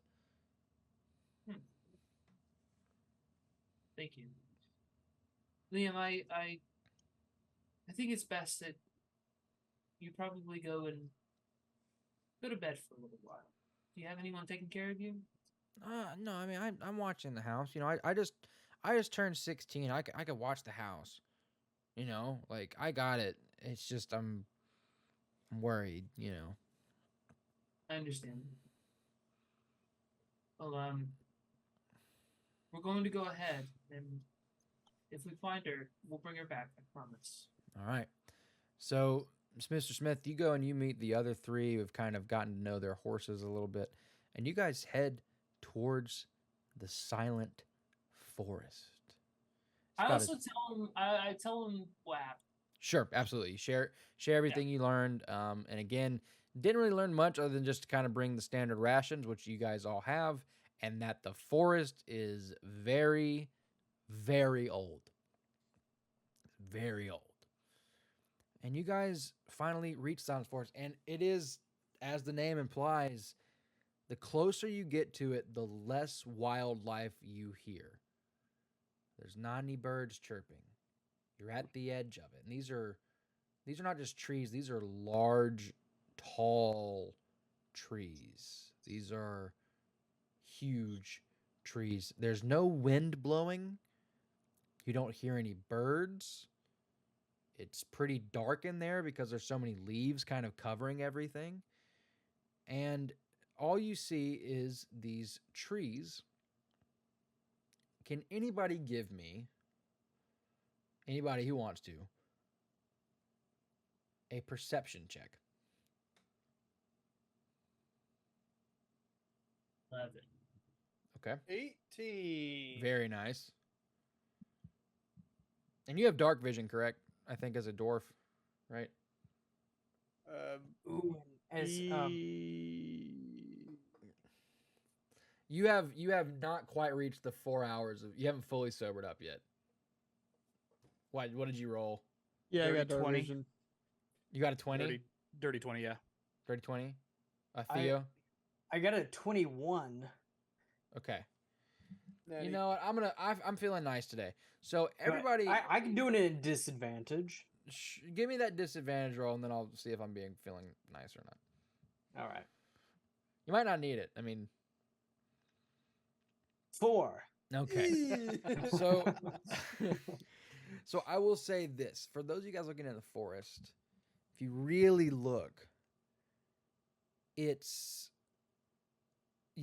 nothing. There's no trees moving or anything, but there's almost like a faint, very, very faint blue glow emanating from the forest, but like but as soon as you really notice it, it's gone. You can't even quite tell that it was real if it wasn't just a trick of the light. We should stake our horses here. Okay, you guys want Are to all you stake? scared?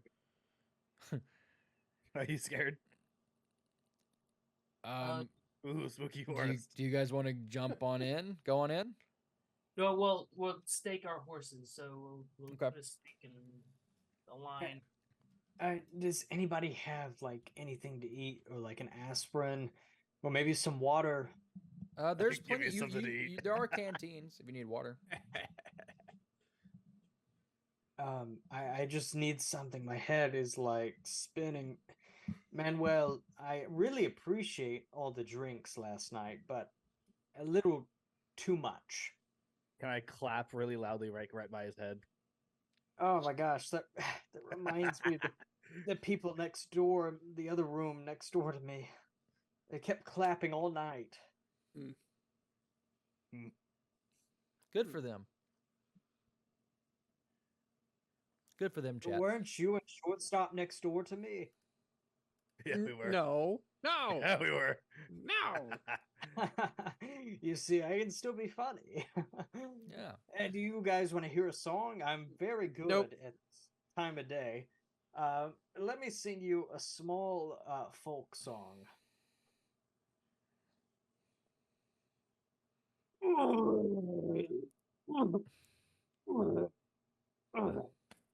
This sounds much better than your normal music. Sounds Well like the Red Hot done. Chili Peppers.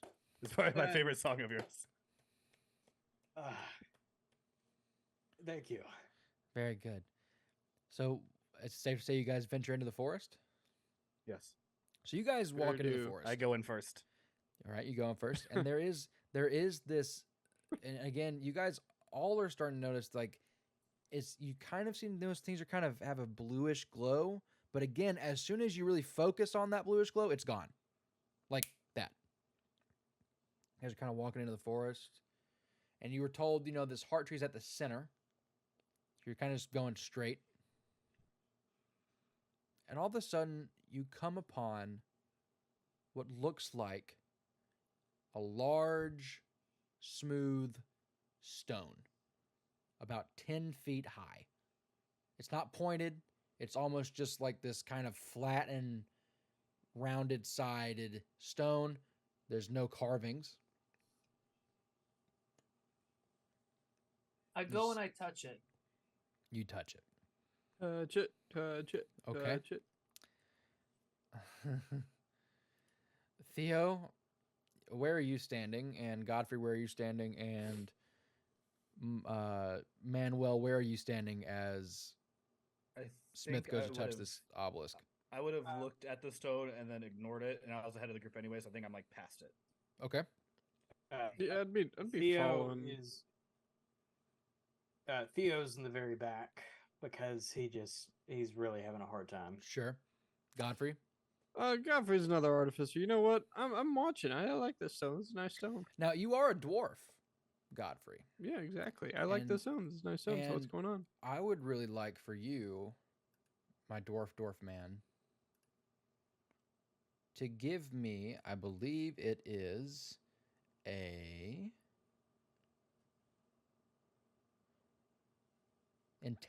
history check, but you have advantage. No, sorry, Right. you don't have advantage. You can add your proficiency bonus to the roll because it's a stone cutting. So Right. it's your history check plus your proficiency bonus, which so you add an extra +2 to whatever you get. Well, that'd be either 20 or 22. Yeah, so with the +2 is 22. So you can safely say you've never, in all your time in the various mountains of Jalur, in the massive concrete and stone buildings that you helped made and lived in, you've never seen stone like this. This is the coloration strange. The smoothness does not seem like it was carved. It seems like it's almost a natural smoothness to this rock, which doesn't make any sense. And you even just kind of looking at it, you might give it a little tap or whatever. This is a weird stone. It feels off. Something about this stone is extremely, ultimately foreign. And you didn't see stone like this in Mournwyld. You haven't seen stone like this any of your time traveling through the Empire to get to Mournwyld. You've never seen anything like this ever. And you know that for, like, this is like an expert opinion. Like, I've never seen this before.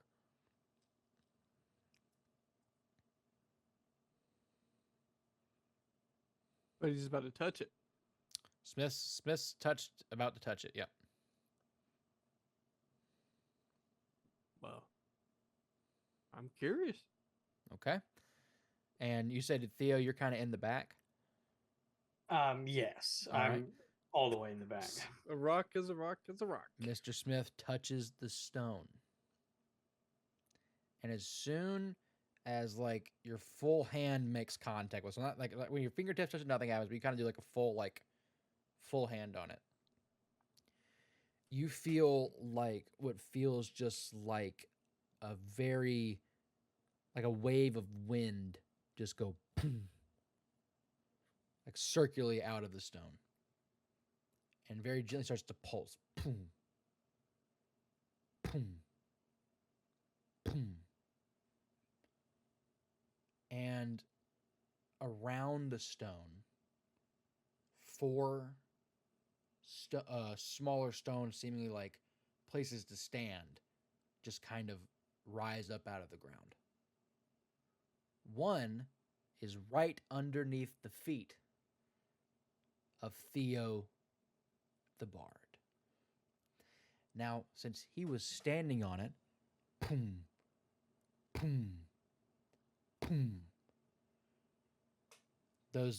Theo, you're feeling those gusts of just pure, like, force. It's not painful, but it's almost like you're kind of like, kind of like a gentle tap, like just kind of running through you. Guys, I feel like a bass drum. Does And anybody want to hear one more song? And as this is happening, you start to feel yourself fade. And you feel your skin and your muscles and everything almost thin out. And your hearing is going out. You can't hear as well. Your vision starts to blur. You're not dying, but it Manuel. seems like you're no longer, like you're only halfway there where you're at. Manuel, can you hear me? And with each pulse, What do it you gets want? worse. No, I can't hear you. And worse. And worse. Is there anything visually going on? Yeah, you can physically see him, like, fading. Can I run to him Sure. and I will, like, punch him in the chest, hoping to, like, knock him back? Your fist goes through him. Almost like he was like a ghost. He didn't feel it, but and every pulse of this stone goes boom, boom. Manuel. Can I tell it? Can I tell it's coming from the stone? Oh yeah, everybody can feel it. But I know it's because of the stone he's standing on. Yes. Can I kick the stone away? You can try, but I mean, you can kick the stone, but this thing is, like, clearly rooted in the ground. Can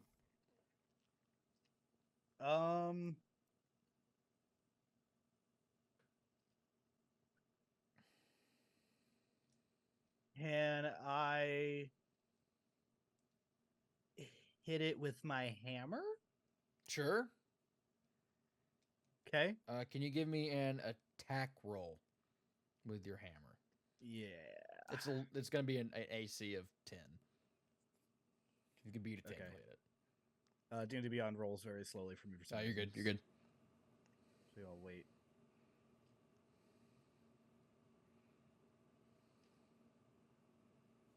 An 8. An 8. Your hammer hits that stone, and it just bounces off of it.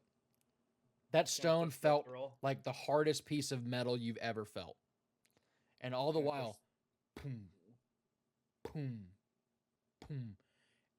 And Theo, the bard, I'm sorry to say, fades away. Theo, as you're fading away, this doesn't feel like death. This feels like, the more you fade away, some other place starts to come into focus. A completely different place. Unfamiliar.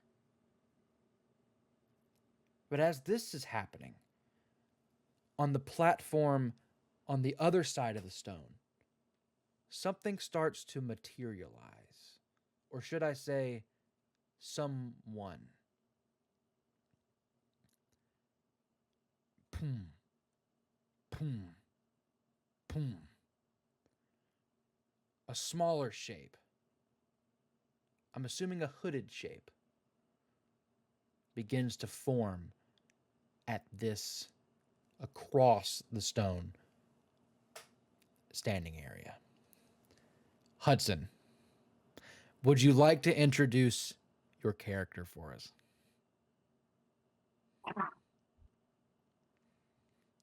Welcome, citizens of Dominaria. Your hero has finally arrived. Dolgrima, the hero you've been waiting for, is here. Show me where Elish Norn is, and I shall smite her head off her body.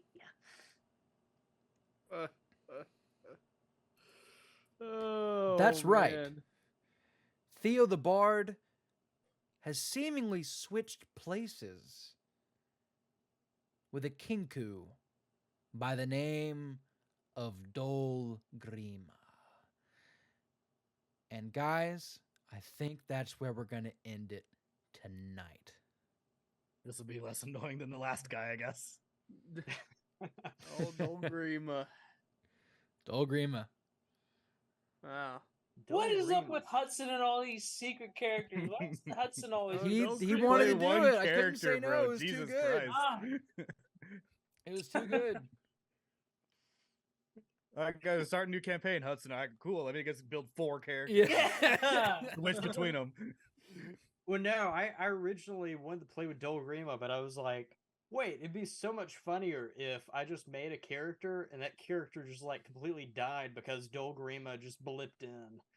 Yeah. And now I'm going to say this. Theo the Bard's not dead. He's just way somewhere else. Like, he's not on the same planet anymore. I'm going to say he basically swapped places with Dolgrima, wherever the hell Dolgrima came from.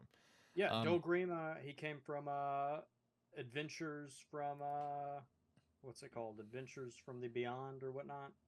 Cool. Tales from the they- Yawning they- Portal.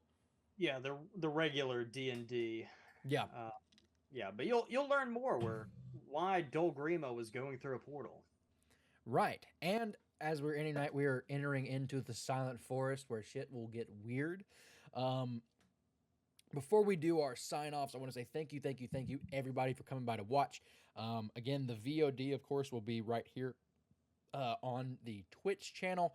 And I am planning on getting this uploaded to my YouTube channel as well sometime this weekend. I'm hoping Saturday, might not be till Sunday, but that'll be there. And I'd also like to eventually get an audio-only version as well, but that could be later down the line. But at the very least, the VOD will be here on Twitch as well as on my YouTube. And again, thank you guys, my players, for playing tonight. I hope you had a good time. And as we sign off, where can we find each of you? We'll start with the man who just switched characters in the middle at the end of the game. Hudson Hubbard, tell us about yourself. Where can we find you? Hey everybody, again, I'm Hudson Hubbard. You can follow me at huddy.hubs or on my channel, Carbonized Productions, where we open Magic the Gathering packs and play, of course, Indiana Jones and the Emperor's New Groove. And I'm excited to be a part of this show on Price's channel. And you can follow all of us also on Spot Hidden. I don't know when our next episode will be coming up, but once we have that next episode, we should all be there. London will possibly be there also. But yeah, it's been a great treat to play with everybody tonight. And thank you for putting up with my shenanigans. All right, thank you so much, Hudson. And we're going down to the person right below him, Mr. Trevor Turner, Mr. Smith. What can you Hi. tell us about yourself? Where can we find you? You can find me at Matt's Motorboat Mondays. Sorry, yeah, Bombastic Fine Light. establishment. If you're interested, I barely post anything, but my stage name is Bombastic Light. It's yeah, this is really fun, Price. Thank you. This is going really well, and I am doing exactly what I wanted to do with this character so far. You're running a really great game. Thank you, man. Yep. I appreciate it, and hopefully we can do the second session sometime soon because that's when all the combat cool stuff's gonna happen. But up our person to the left of Mr. Trevor, Mr. Michael Scott. Thank you for joining. I had a lot of fun playing, and I hope you had a lot of fun watching. Yeah. Call your mom, tell her you love her, drink some water, support your local breweries, and most importantly, check me out on onlyfans.com/London Carlisle. Thank you so much, and have a good night. Thank you for that, Mike. And last but certainly not least, somebody who honestly really helped me out figuring out things like the layouts and stuff, probably more than anybody. I was talking about Canva and everything. Mr. Matt Stephenson. Tell us about yourself. Where can we find you? Oh, thank you. You can always find me over at Spot Hidden like the rest of us here. So it really works out. But you can also, if you just want a little bit of me, I sure do appreciate you. Who doesn't? You know, Huddy most of all. You can, of course, find me at any social. Matefson, I ship my own name there. And, of course, Granola Clusters, where I do ask you join me so that you can help me saturate that gaming streaming market. So, because there's not enough of us. There's not enough. So, There's not enough white guys with there's not- beards who stream. Exactly. Thank Yep. you. You nailed it. Mhm. Yes, but in the meantime, we're gonna keep doing unique things like this that are fun to do. Yep. So thank you, Price. Thank you for hosting, and I'm glad I got to do this yet again with all my mates, as I might say if I was European. Get your vitamins A's, B, C's, and D's. Don't forget. And again, I do want to say again to the guys playing, thank you guys so much. I mean, I've been wanting to run my own setting for forever and finally getting the chance to do that. Although I feel like we're definitely only getting started, but to finally get the chance to do that, that means a lot to me. And I really, really appreciate you guys going on this adventure with me. And to everybody who was able to tune in and watch, I, of course, appreciate you. As far as when the next stream of this is going to be, that is TBD, just like the name of the continent that I haven't been clever enough to come up with. But hopefully soon, and I can tell you the next session is probably we're going to get into the combat good stuff. If you like that kind of stuff, that is the plan. I'm not sure when the next one's going to be, but hopefully soon we will get that scheduled out with all the guys here, and we will get to you soon. Thank you guys all for watching. You're the best, and I will see you at the next stream